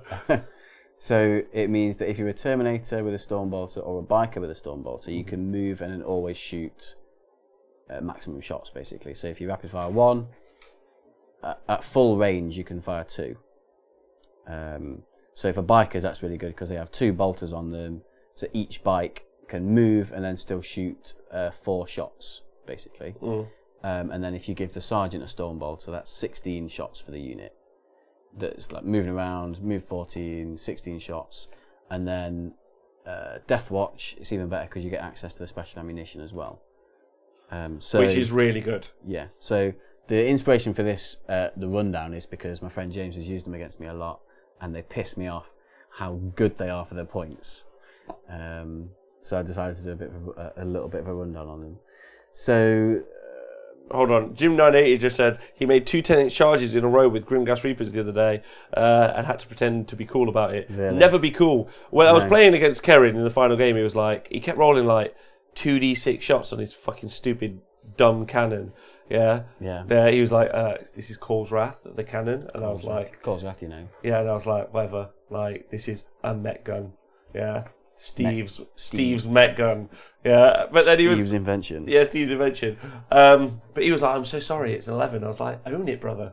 Like, I rolled 11 in charge and I was like this. It's 11, motherfucker. You suck, Erin. I'm the bestest ever at Warhammer. Then he beat me.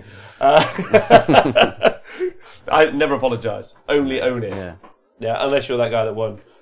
Because all tales told, not by us. Oh, right. Because we'd never say it. No, we'd never say he's a massive dick. But what did he do to win? How did he cheat to win? Ask people for favourite game votes. Oh, really? Yeah. Was slow playing. Also, now this may or may not be true, but I've heard he kicks cats. Really? Yeah. What True bastard. story. No, true. Really? Yeah, true. Kicks them. So you put them in bins as well. He does it all, in fact. Yeah. Yeah, so just be careful of that. After you, continue on. Just ban him. Yeah. Right, so with the rundown, obviously we started the narrative end of the spectrum. I know. We do the narrative first. We do the narrative first. Yeah. So, Rundown, baby. So, bikers. So where the Vanguard veterans represent the pinpoint application of force, the Deathwatch biker is a nigh unstoppable battering ram. Yeah, sounds pretty good. So he right? charges. Yeah, they charge. So no guns. Well, okay, they get to it. So a veteran battle brother at full sprint, I don't know why he's sprinting on his bike, can break limbs with the weight of his charge, but one hurtling upon these dense tonnage of a Space Marine bike can plough through an entire battle line, apparently. What, a biker? Guns blazing and a chainsaw juddering until dozens lie slain in his wake. So one biker can charge through an entire battle line of something, doesn't say what, and then leave dozens in its wake slain. Wow. Apparently. Okay. So basically, they're the shock troops of the Deathwatch army. So they go in first, cause a bit of a, bit of a ruckus, get everyone shock and awe, basically. Shock and awe. The George Bush army. Not hearts and minds. No. The entire time you were telling the story, I was trying to make some sort of Biker Mice from Mars reference, because obviously all the Astartes get all their stuff made on Mars. Yeah. Well, other Forge Worlds as well, but then I was like, the bikes are from there, and then I was like, how do I fit mice in? And I was like, no, it just doesn't work. No. So if anyone out there has got that for me, that gag, email it in and then we'll edit it in. Yeah. The fluff is OP, that's correct, bar on Saturday. Yeah. So they can charge into entire lines. Lines of what maybe cultists. Wow. Kill them all. And also, bar on Saturday is also a fire, because those bikes are really nice, those bikes. So you could say those bikes are nice from Mars. Oh.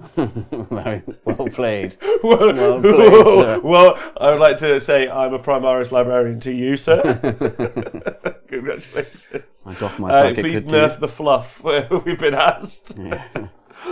Yeah. So more fluff. Yeah. So Deathwatch bikers, not only are they horrendous battering rams that slam into the enemy and just basically win the game before it's even. Do they know how battering rams work?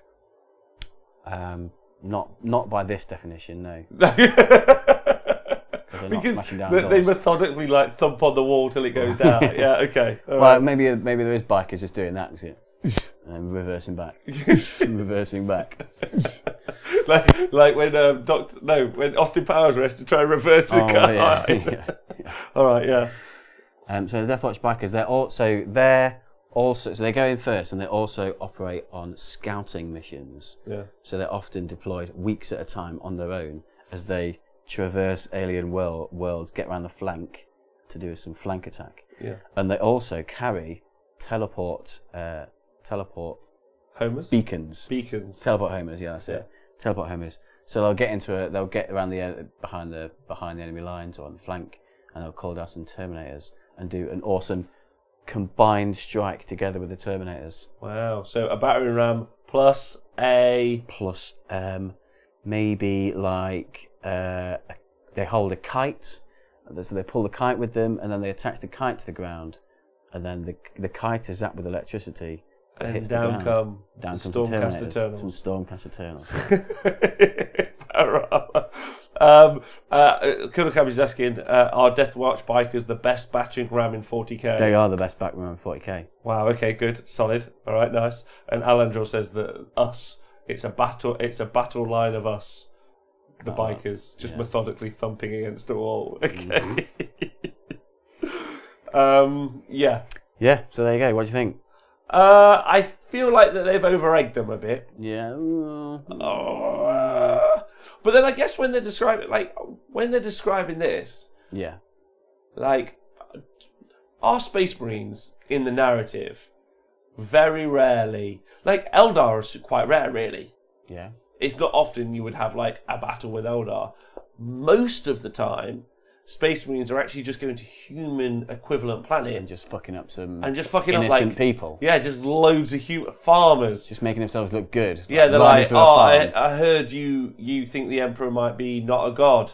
Now we've burned your village and city to the ground. I am Yeah. mighty. Yeah, I'm on this bike. You can't stop me. And then the guy's like, how would you think I would stop you? I have a fork. Like, I am a simple farmer with a scythe, and you are a super engineered robot warrior. Yeah. So So they go to worlds specifically to make themselves look good. well, I mean, yeah, 90% of their time they're spending time just killing humans. So, like, that's above average true Yeah. until they fight any of the other armies Well, actually, in 40K. so in here it does say, so Deathwatch bikers take every opportunity to prove themselves capable of bringing low the most evasive of alien races. Oh, that's a good point. They gladly match their skills against Wind Riders and the Eldari craft worlds and the hypertech battlesuits of the Tau Empire. So you're telling me an Eldar on a flying jet bike, Yeah. a Space Marine in power armor, which is quite heavy, I imagine, Mm-hmm. reckons he's more agile on a bike. All right, Well, he's just better all round, he thinks. better all round. Better all rounder. Yeah. Wow. Yeah. He's better at dinner parties, it's better on the battlefield, Okay. he's better at picking up chicks. Is he in the Fast and the Furious? The bike edition. Is this the storyline for the Fast and the Furious 14? It could be ripped straight off there. Couldn't This time it's the Imperium. it? Yeah. Yeah. I like the story. It's all right, I guess. They over-egg it, don't they? Yeah, all the time. So now I know you love the models, right? You love Space Marine bikers. You know I don't like Space Marine bikers. You know it. I think it's your dumb. opinion's changed. Huh? So you hate them. What do you hate? Oh, yeah, you don't like them because they're big and chunky, or you just don't think bikes should be in space. I just don't get it. I just don't get how the bike is in Why any is it way. useful? Huh? Why is it useful? Do you know what I don't get about? Or relevant? Do you know what I don't Because get it's about space. a bike versus a Rhino? Yeah. A bike has got more armaments than a Rhino. More weapons. More weapons. Yeah. Yeah, than a Rhino. So what I don't understand is why they just... A Rhino is in all ways better because it drops off more Space Marines. Why don't they just put some more guns on a Rhino? Well, basically, Do away with the bikes. They kind of have done that with the Repulsor, haven't they? But they've taken it too far. They've gone, right, we've got a transport, let's just glue as many guns on here as possible. You're right, I also don't like that either. 360. So I don't know. directions. Apparently I'll never be happy. You'll never and be therefore pleased. I'm clearly a good 40k player. A good Games Workshop fan. Yeah, but essentially, I know about Razorbacks, but they also then reduce the capacity. Yeah. So, yeah. And then Asmodai says, I want Primaris non-jet bikers. I want Primaris bikers with leather vests. Hey, look, Rob, you're in here. Oh, yeah, nice. That One of my dude- haircuts. Yeah, that dude's got Rob's haircut. Space Marine haircut. Thank you. Rob wants Primaris jet bikers. Me too, mate. Me too. Yeah. Yeah, that'd be cool. Oh, yeah, they'll get jet bikers. They won't do bikes with Primaris bikes. They'll do jet bikers. Nah. Absolutely. Nah, they'll upgrade. Why I don't get is why they're even on bikes. Why aren't they on hover discs? should Or, be. better yet, Martin McFly hoverboards. Imagine that. 2 pistols, a hoverboard. Yeah, that guy's going to fucking whip through the air. Yeah? But at that point, you're basically a disc of Zinch. So they might be like, that's Bit too a heretical. bit heretical there, mate. All right, fine. Chill Fine. out. Okay. So should we move on to the rules? Yeah, I'm ready. I'm ready. Okay. What do you think of the bikers? I think the bikers are okay. You don't like it? I don't hate them. I would prefer them to be jet bikes. I agree with that. I think they would look much cooler It's if the they were future. jet bikes. Yeah, it is the future. Dudo Shuttlegate, fighting on a bike is a daft idea anyway. That's also a good point. Yeah, for turning circle. Well, like if you want to, you go past someone, you need to turn around. You've got a bigger turning circle than just like spinning on the spot.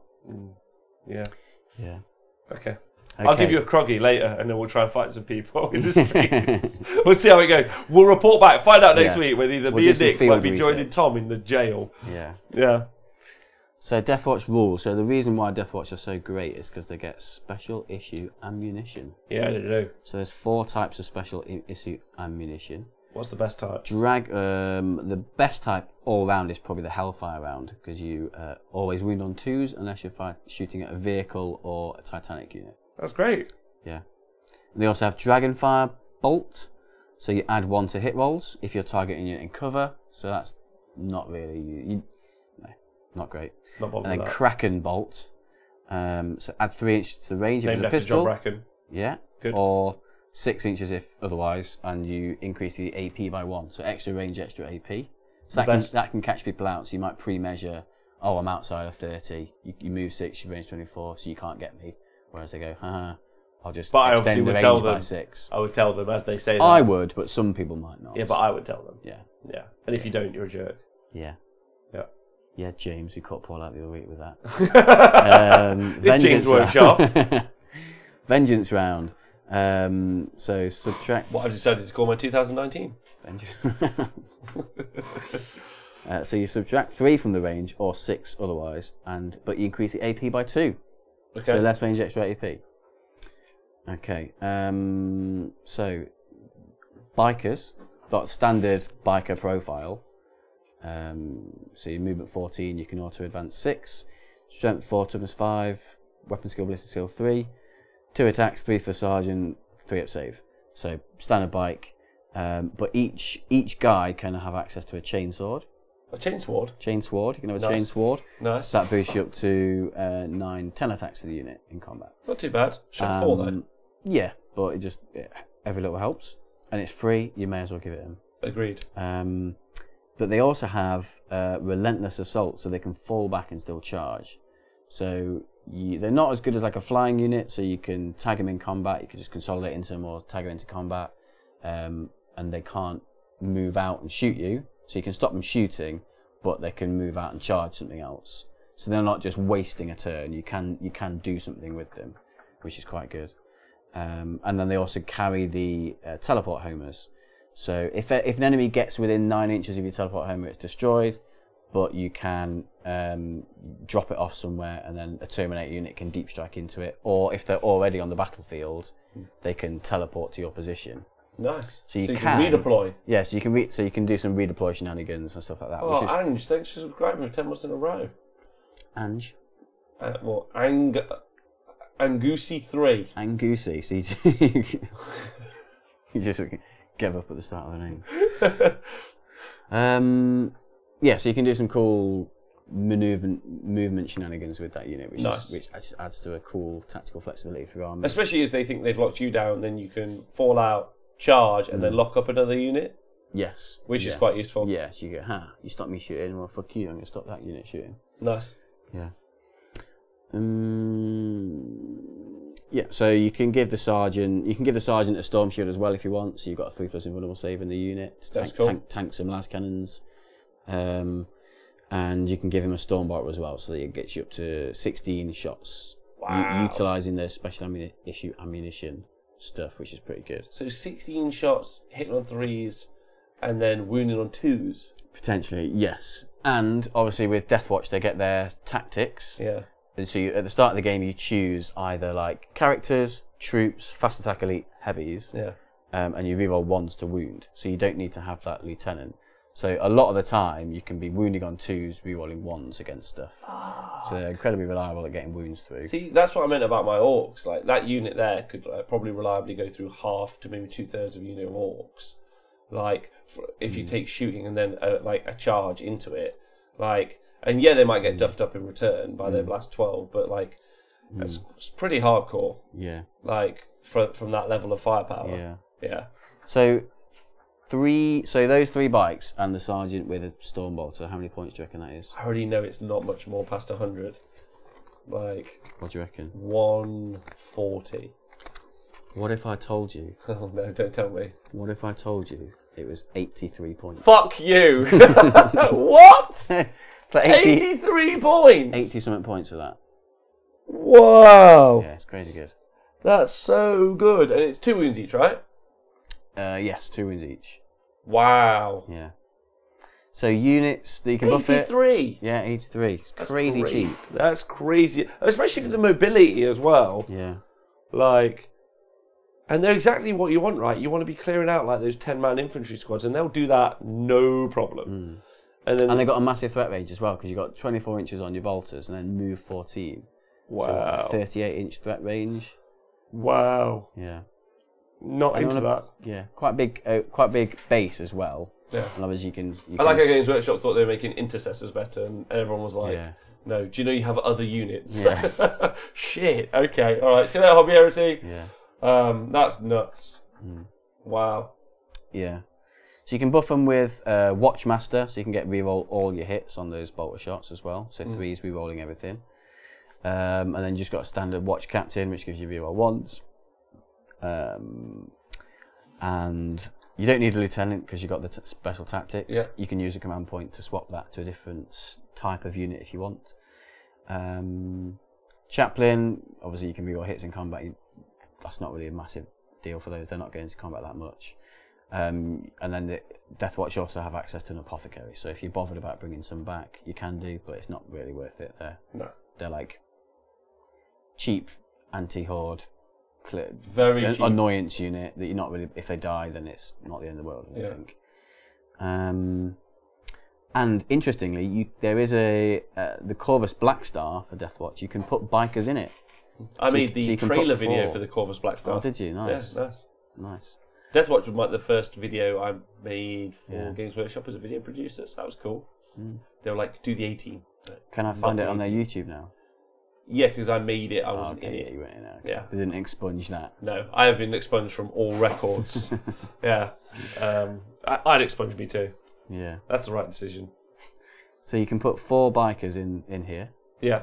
which is quite good. So 4 bikers in a they're squad. fast enough anyway. Yeah. You can have 3 to 6, I think, in the squad. But you can have 4 in the Corvus Black Star. Oh, okay. I'm not sure you necessarily need to. They're quite fast anyway. But I think they've done that because Deathwatch can obviously have different mixed squads. You can have veterans, bikers, Terminators all in the same unit. Yeah. So they've done that so you can put that squad in there in the Corvus Black Star. But I don't really think you need to use it for a full bike squad, really. There's probably better uses for that. Okay. But you can do it, which is Yeah, cool. I wouldn't put them inside a Corvus Black Star Yeah, personally. they're fast enough, but it's pretty cool that you can anyway. Chapter Master Valrak points out that the Black Star still can't transport Primaris. Papine No. says he's offered to cuddle me, which I appreciate. And Sergeant Rolf says that with Beta Bolt rules, they always rapid fire. They're a crazy unit. Yeah. Yeah. Yeah, really, really good. So there's a couple of psychic powers that you can do on them. So that's Warlord traits. Where's the psychic powers? Where are you? Have I deleted it or something? I might have deleted that page. Symbol, no one can expunge you from our hearts, Rob. Thanks, Symbol. Oh. I appreciate that. Oh, there we go. If we talk about my ex-girlfriend from earlier, Symbol, then hashtag Dionysus. Just trying to make Dionysus sat there painting, just being like, oh, fuck, I didn't mean to bring it up. That's right, Chapter Master Valrak. The Primaris boys are too tall. They can't get in. Just keep bonking their heads. They're like that stormtrooper in But there. then why can't the smaller ones get in the bigger transports? Yeah, why aren't little Marines allowed in the... Oh no, did you In just call there. them the Little Marines? Yeah. Forever to be Yeah, known you're as the little Marine. the Little Marines.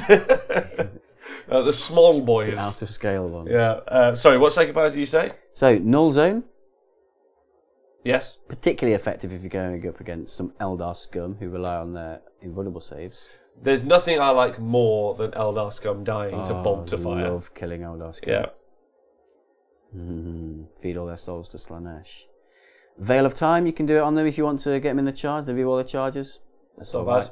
right. And then Psychic Fortress, you can cast it on the unit, and it gives them a 4+ save against mortal wounds. That's actually quite good. Yeah, it's okay. And then there's a couple of Warlord traits which are pretty decent for them. That would be good if you were sending them deep into it. Like, your opponent's got a couple of psychers and you're like, a couple of smokes would be quite impactful on that, but that 4-up would be You're quite getting useful. up against like a smite spam, Yeah. and you're using them to protect your characters or something like that. So yeah, that'd be quite good. So my number 1 psychic power for them, so Warlord trait, is Nowhere to Hide. So your Warlord picks, Nowhere to run. picks Nowhere to hide. Yeah. so you pick a unit that anyone on the battlefield, and then units within 6 of your warlord Yeah. don't get cover. Okay, that's good. Yeah, so particularly if you're firing a lot of bolters and using the 2+ to wound, there's no AP on that, so no cover. Yeah, that's really More good. likely to clear those chaff units. Yeah. And then in at number 2 is Vigilance Incarnate. So once per battle at the start of your turn, you can change your army's tactic. Yeah, okay. So if you need to hose down some troops and then some elites, you can do that. Sorry, I'm just taking a picture of the Twitch chat Yeah. where where Primark has suggested that the girl who was with Genius one time on the show, I should try to date her. But I went for a drink with her earlier. Interestingly, not that anyone's overly interested. I probably should tell. In fact, I won't tell everyone about her personal life. No. I won't. That's a mistake. Just take a picture and I'll send it to her. No, go for it. Sorry. Okay. Yeah, so that was the Vigilus. So you can swap the mission tactic with that one. And then my number 3 is... Wait, did you say the you would take a watch. chapter master? You can take with Chapter Master, But yeah. why would you? As Sergeant Rolf points out, everyone knows that every Space Marine company, as well as Knightly Household in the Imperium, is actually run by one company commander. Oh, yes, yeah. The bravest boy. The bravest guy. Yeah. He's a strategic genius, clutching Quarov's Aquila And a crack grenade in the other hand. and a crack grenade in the other, and he's probably from Kachakan. Yeah. Yeah, Kachan. Okay, he's got massive biceps. Yeah. That's why he's in charge. Arm wrestling contest. Whoever wins is in charge of the army. Yeah. And it's always a company Always a commander. Kachan, yeah. Yeah. But if you're not having him as your warlord, you Yeah. can have the Watch Eternal. So you roll a d6 every time a Death Watch model from your army within 6 of your warlord loses their last wound, and on a 6 it's ignored. So that's okay. So it gives you a 6-up DPR on your last wound, which is okay. And the last one, which is kind of relative, well, I've put it as my number 4. It's basically you get a 5+. 5+, you get a command point back every time you spend one. Okay. I just disagree with, out of principle, generating command points I back. wouldn't take that because I agree with you. Orcs don't also have it. So. Generating command points back is bullshit, and no one should do it. So, stratagems. There's a few interesting stratagems. So, death to the alien. So, if you're... I think this is in close combat, so every time you roll a 6 to hit, you get an extra attack. So you get exploding attacks on the 6s. And they also They've all have... got chain swords, so they've got 10 attacks to the unit, so you generate an extra, 1 or 2 attacks. the chainsword thing's actually quite good because really you already attack it because they're designed to get. What's nice is they're not like a dual purpose. Dual purpose is great, like shield captures on Dornier or jet bikes, but in this particular situation, you're just compounding the strength of the unit with the extra melee attacks. That's kind of nice. Yeah. Yeah. Yeah, it's pretty good. Got fight. You can fight again with them if you really, really need to finish off a unit. No. But you can do it with them. So, and then so if your bikes are like being part of a vanguard, they're advancing up. They might be further away from like your firebase or your characters to get the buffs. Yeah. But you might have a dreadnought nearby, so they've got access to Wisdom of the Ancients for 1 you can CP. reroll 1s to hit. So you get a reroll 1s to hit. So that's quite useful for them. And because with Deathwatch they also have a deep teleport stratagem. So you could be deep strike. You could be planning to deep strike in a dreadnought, Or eventually jump pack one in. or jump pack a dreadnought in. Yeah. And then pop the Wisdom of the Ancients on that, and then benefit the bikes near it as well. Nice. Okay. There's an anti-hawk stratagem. Move past that. Stem the green tide. Just ignore that. Let's pretend that one's not there. Everyone, that doesn't exist. There's no anti-orc Deathwatch stratagem. So, but there is an anti-Tau one. So 1 command point, you can delete all the marker lights that have been put on your unit. Okay, that's great. That's great. So you can just wait. So if someone's like, "Oh, I'm going to murderize that biker unit or whatever Deathwatch unit you've got," and they get a marker light hit and they do the thing that every Tau player goes, "I'm going to use this stratagem to add D3 plus 1 marker lights to that," and you wait for them to do that, and they go 1 command point, they're all gone. Which would be like Such a pretty dick move. nice, pretty But nice. also excellent. Yeah. And then there's the anti-Eldar one. You might know this one, Rob. Intercepting volley. So If you're an Eldar with the fly keyword and you end up within 12 inches, someone can automatically make an Overwatch out their full Shooting ballistic skill. yes, Fuck. yes. That one's really good. Don't fall for that one. And then there's an anti-Tyranid one. 2 command points. You could pick a unit and it can target Synapse characters as if they're basically you become snipers against synaptic characters. That's also really good. Yeah. Especially with that as well. Like with that volume of shots, if you wanted to. Yeah. That's pretty good. And then there's a anti-Necron one, which is called Overkill, and I think this is overkill because they don't need to fuck Necrons over anymore. Yeah, there was a guy playing. There was someone playing the Raz who I played this weekend. I think his girlfriend was playing Harlequins this weekend, and Raz and me had finished our game. She came to sit with us, and we were having this like lovely conversation. And then she went, "Just played Necrons, man." And then we both went, "Oh, really?" And she went, "Yeah, they are so overpowered." And I sat there and I thought, "That's how shit Harlequins are." Bless her.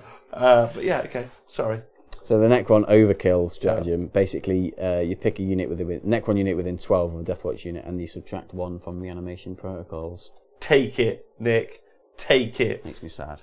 Makes you sad. But no one who runs Necrons even bothers with the actual like warriors anyway, Not right? really, no. So does it matter? Yeah. Does it matter? Also, most of the people who are running Necrons are not running Necrons. No, just 3 Just they're running knights. Eldar instead. Yeah. 3 knights. Yeah. They're like, we've got the Void Dragons on Mars, so Mechanicum is basically Necrons now. Yeah. So there's a couple of other interesting ones. So optimized salvo. So you use that. So you can basically choose 2 different types of special ammunition and split it with the unit. Basically, so you've got 16 shots. You can have 8 of one, 8 of another. Yeah. So if you really, really desperately needed 2 types, you could do it for 1 CP. Decapitation Doctrine, 2 CP. You pick a Deathwatch unit before it attacks, shoots or fights, and you can reroll wounds made by those attacks against the enemy warlord. So if you really need to kill a warlord, you've got a reroll wound stratagem. All wounds against it. Which you already wound on 2s most of the time, right? Yes, but you might want to really make sure you're rerolling 1s. You can have it on characters, but maybe if your warlord is like, if it's a knight, I could play knights. It's crazy that they can just wound on 2s and reroll 1s. Yeah. Out of volume of shots. But wait, there's more. So basically, there's a 2 command point stratagem. Right. Based on any battlefield role. So troops, fast attack, elites, it's heavy. It's not fire again. HQ and flyer. No, it's +1 to wound rolls. So 2 command points, you pick a unit and it gets +1 to wound against whatever type you're firing against, basically. So you could get +1 to wound and then reroll wounds. Reroll wound rolls a 1. If there's a wall, yeah. So you reroll. So the hardest situation you're gonna get, I think, with Deathwatch is maybe firing against a knight or vehicles that are like toughness 8. So if you picked vehicles as your special tactic, I think you can do that. So you're rerolling 1s already. Yeah. And then you can use this. So you're wounding on, say it's a knight, you're wounding on 6s, but then you use that, you're wounding on 5s, rerolling 1s. So that makes it pretty reliable to get wounds through. But if that knight was also their warlord, you could be wounding on 5s, rerolling. Yeah. But that's only with 1 unit though. So you probably wouldn't do it on the bikers. You'd probably use it on a bigger unit of like, I don't know, Primaris Incessors or a mixed Deathwatch unit with like aggressors and veterans with Stormbolters or something like that. But they're pretty interesting. Gives you quite a lot of good tactical flexibility with your Deathwatch. It does. Yeah. So I did a wee bit of math hammering on the units. I'm excited. I didn't have a chance to update it because one of the maths changed. But basically, so on average, that unit, so a unit of 3 bikers with a Stormbolter captain at sergeant, on average you'll kill. This is assuming no hit roll buffs, but you've got the tactic obviously rerolling 1s and using 2s to wound. Yeah. So on average they'll kill 7 guardsmen, and they'll kill 3.5 marines, and they'll do around 1 wounds to a knight, maybe 2. Okay. So not loads. And I didn't have quite a chance to do it. I started doing the math hammer. I was basically going to compare it point for point to the Wind Riders. So roughly, with scatter lasers, which are all the rage nowadays. So I was basically, I didn't quite have a chance to finish it off, but I was going to basically compare roughly the same pointage of unit, which is basically 4 Wind Riders, equivalent of points to 3 Bikers with a Stormbolter. They get the same amount of shots. They both got 16 shots for the unit. Wow. But Both the Wind hit Riders are strength 6, so they're wounding on 2s, the Guardsmen, 3s, and the Marines. So they'll kill a similar amount of Guardsmen, but less Marines, and maybe a similar amount to the Knight. Okay. But the Wind Riders are slightly more expensive. But So overall, overall I think, yeah. So I think, so point for point, I think they're slightly better than Eldar Wind Riders. But obviously that's just in a vacuum, no other buffs and stratagems. well, I've heard the narrative. According to the narrative, they are better They are better, yeah. in every way, shape, and form. They like to show that they are at Yeah, every they opportunity. are. Yeah. Although more survivable, I imagine, than the Wind Riders. I don't know, it depends, because obviously they could be a late Wind Rider, so you -1, you can Make them a -1. make them again. -2 with lightning fast reflexes. Yeah. And yeah, you can choose to deep strike them, so you can arrive and definitely shoot. Yeah. And then obviously with the Wind Riders, you've got access to Doom and Jinx. What's nice about them them as a unit for so cheap for those 80 points or so, is just because they're going to be so low down on a priority list, but 2 units of them, because their mobility, they can be super threatening without being threatening enough that any shots start to deal with them. Yeah, which is quite frustrating. And with it being toughness 5, they're slightly more resilient than other stuff. And you put them in cover, toughness 5 with 6 wounds, toughness 5 with 2 up save, pumping out that many shots. It's like really, really good and reasonably hard to deal with. Like you have to either put some smites in there or some good AP shots, good strength to get rid of them. Wow. So yeah, they're just a really good annoyance unit that's good anti-horde. Would you say fast. them and because me and Chris were talking about this at the weekend, Terminators with Stormbolters, they're kind of like they do different jobs, right? But like they could all like sit on objectives fairly nicely. This is obviously in Games Workshop missions, not ITC missions, but they can sit on objectives quite nice and just like bolt around. And then the Bikers can they get cover? Yeah, don't see why not. Okay, maybe they can, maybe they can't. Or optionally, you can give the Sarge a Combi Flame or a Melter, give 2 shots and add some specialised firepower. Could do that as well. Yeah. I probably would like to just have them do 1 roll, and a Flamer might work. Yeah, Flame would be pretty good. Pretty good. I like the Bolter thing though. That's particularly scary, and I like the concept of there being some Terminators sat with 3 up in run saves on objectives while these guys go and do a little bit. And none of them are very expensive, but they're like those little elements. Why something? That's the problem with Space Marines as a book. They don't necessarily have like that. Like they don't have like a Demon Prince or Mortarion. They've got Gulliman, obviously, but they don't have. I suppose they've got the Gallant, haven't they? Yeah. That's their monster they can go and throw at something. That's pretty solid. That's a good distraction as well. While that, like they're dealing with that, you're just like clearing infantry, and all of the big shots that probably would go onto these guys would go into the Knight. Yeah. Did you say? Yeah, I think so. Yeah.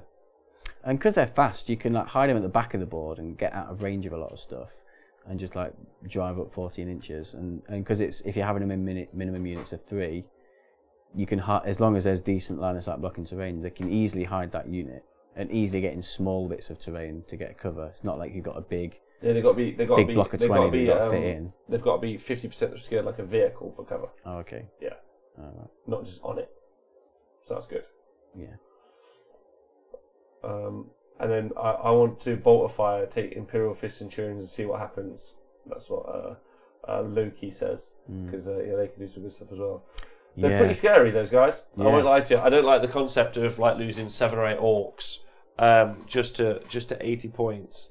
I think the amount of shots they have for how little points they are comboed with the wounding on 2s all the time thing, it's just really, really good. Even if you're firing at Marines, not Marines in cover, but Marines out of cover, you just give them enough 3-up saves to make, you're going to get some through. And even better against stuff like orcs. Yeah. Because orcs are... And Genestealer Cults in the future. Yeah. A bunch of Genestealer Cults. These might be really decent. They might be really good against like just clearing those out as well, especially the mobility, especially the range. And like I say, like they're low down on the what's nice about them is they're low down on the priority scale, but a little bit tougher to shift than you would want for something that's chaff, because their equivalent is almost the guardsman, effectively, really, and they're much more survivable than that, right? Oh yeah, definitely. Yeah, I'm not into that. Well, great. Okay, I give that an excellent rundown. Thank you so much. Twitch chat, I hope you enjoyed that. Yeah, they sound pretty decent. I played Deathwatch before. I like the tactical flexibility in the book. Yeah, it is very. But I find it quite obtuse. Like, if you haven't read the book or if you haven't played against Deathwatch before, they're quite a tough army to like. So I would advise people to go out and play them if you get the opportunity, so you can like learn, because they're a little bit tough. Or if you turn to the table, just go. Please, like, I've got orcs. What anti-orc things do you do? Yeah. Before you go into the game. I'm just doing a doodah-day dance. Are you doing the octopus? Yeah, the octopus. For those points, you get an assassin or a squad of intercessors as well. So I like the mobility. That's decent. Especially just even for blocking stuff. That's quite impactful as well. Yeah, because what I think James used him the other day, because he just had him in his back corner denying space for like a deep strike. And because they're so fast, you can reposition really quickly. So you can wait there because they're not. It's 85 points. It's a chaff points level unit in your backfield, not doing a lot. But as soon as you don't need them there anymore, they can reposition somewhere really quickly. Yeah, they're decent. Yeah, decent. I like them. Let us know if you've been listening. Let us know what you think on Facebook or YouTube. If you've got any pictures of your Deathwatch bikers. Yeah. And if you've been seeing them, or anyone that's been taking advantage of the bolter drill straps. Yeah, if you've just got some salty stories to send in, then please do. We should do a salty story section. Yeah. Start of each show. Yeah. I'm in. We've just invented something. The salty story section. That does make it the triple S. We will have to check to make sure that isn't any sort of like weird advocacy group for spinach or something. Beginning with S. But yeah, Sergeant Rob says it's the only Marine book that have Eldari like trickery, but they've still got some way to go. Marines aren't meant to be tricksy; they're meant to be pretty blunt force.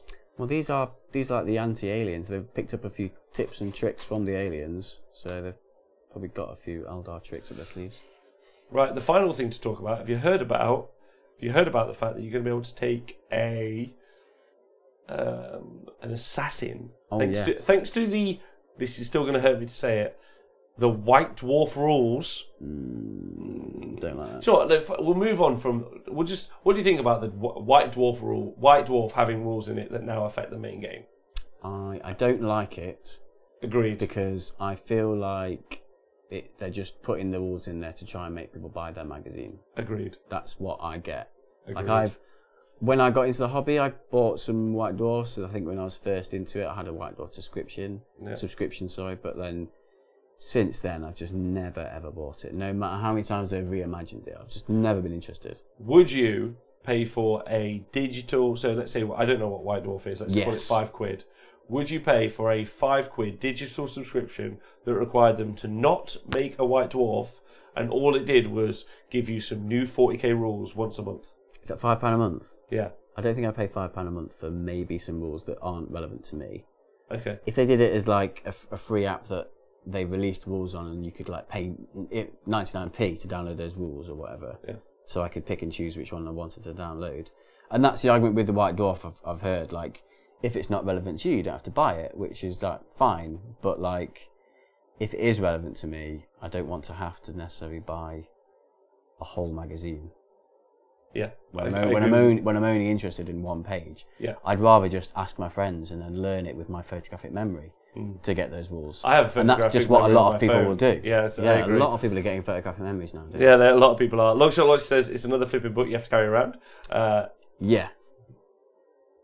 But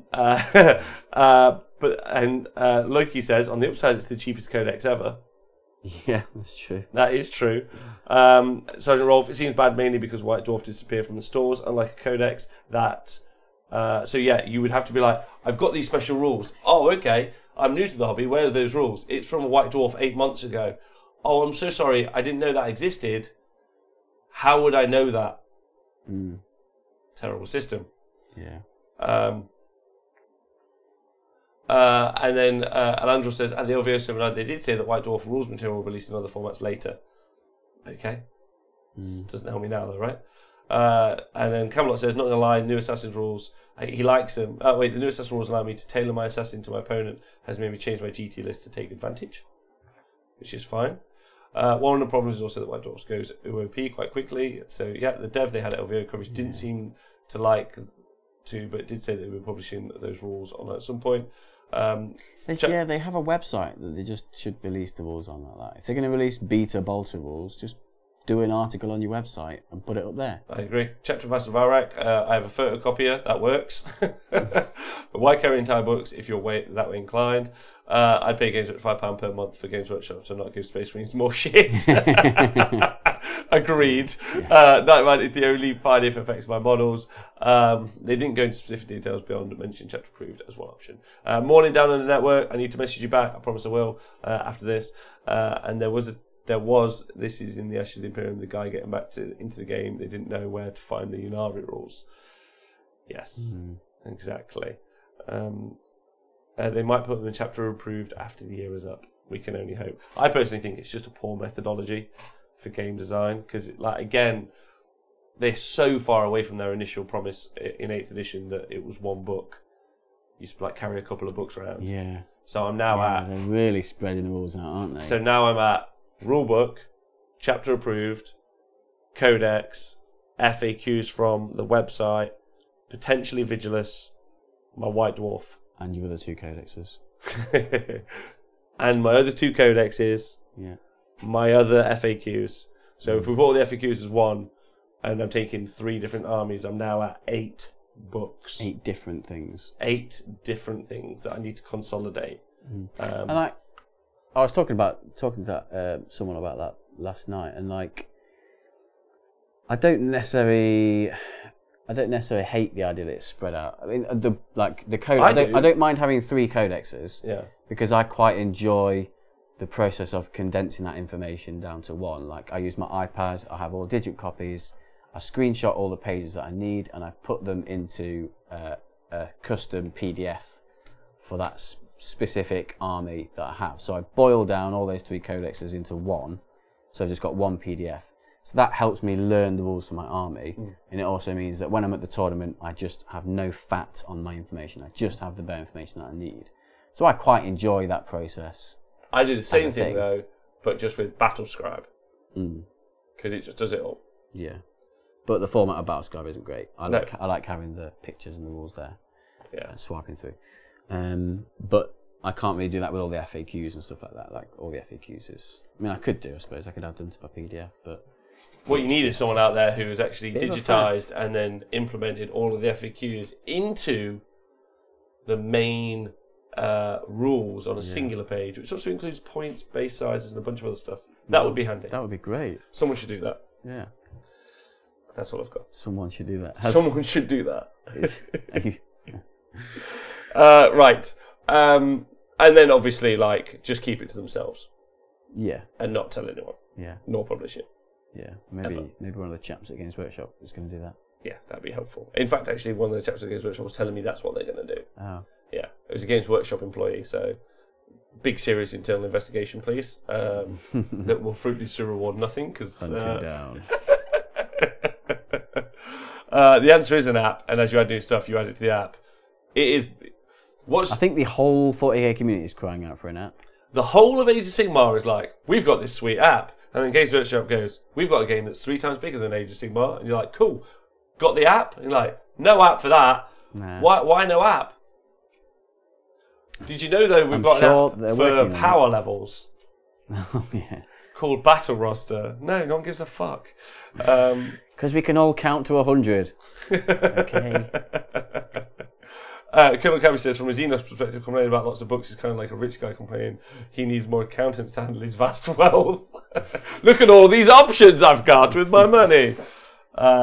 Yeah, catch that pigeon.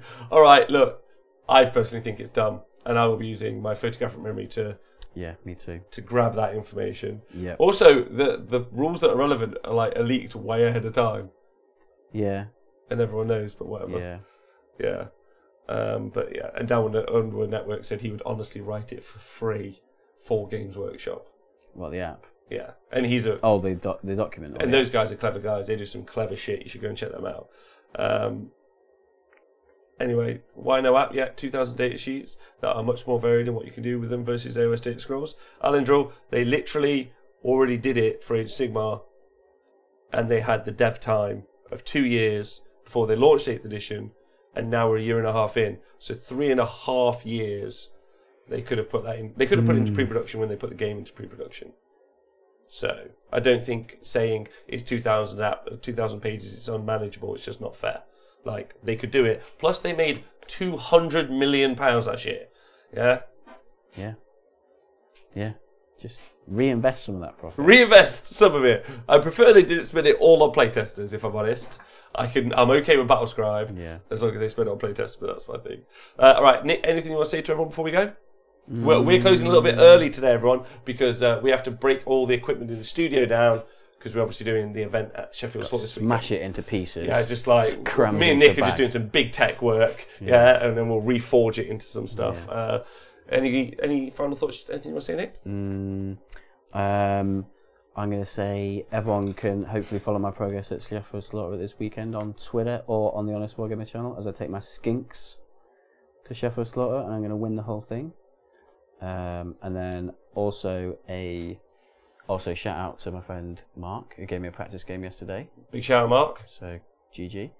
And then also a shout out to the Games Workshop crew, because we're going to the Games Workshop team event. Yeah, Games Workshop, and you guys are going to the Games Workshop 40k event. Yeah, so Games Workshop team, sponsored by the Honest Wargamer. Sponsored by the Honest Wargamer. Oh, okay. Are we?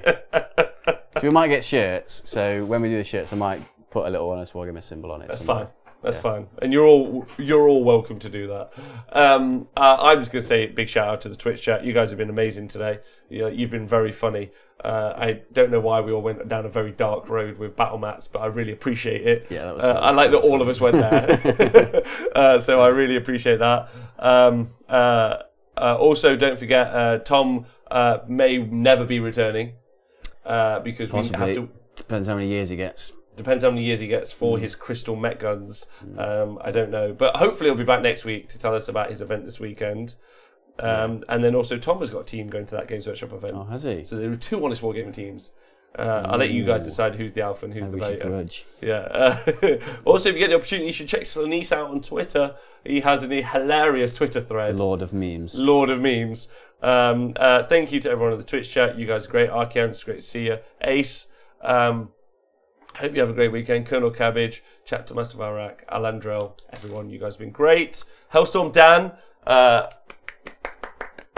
see you guys soon. And then we're all, just join us this weekend if you get a chance. I know it's AOS, but jump in the chat, have some fun, smoke some, just have some fun. Smoke some, have some fun.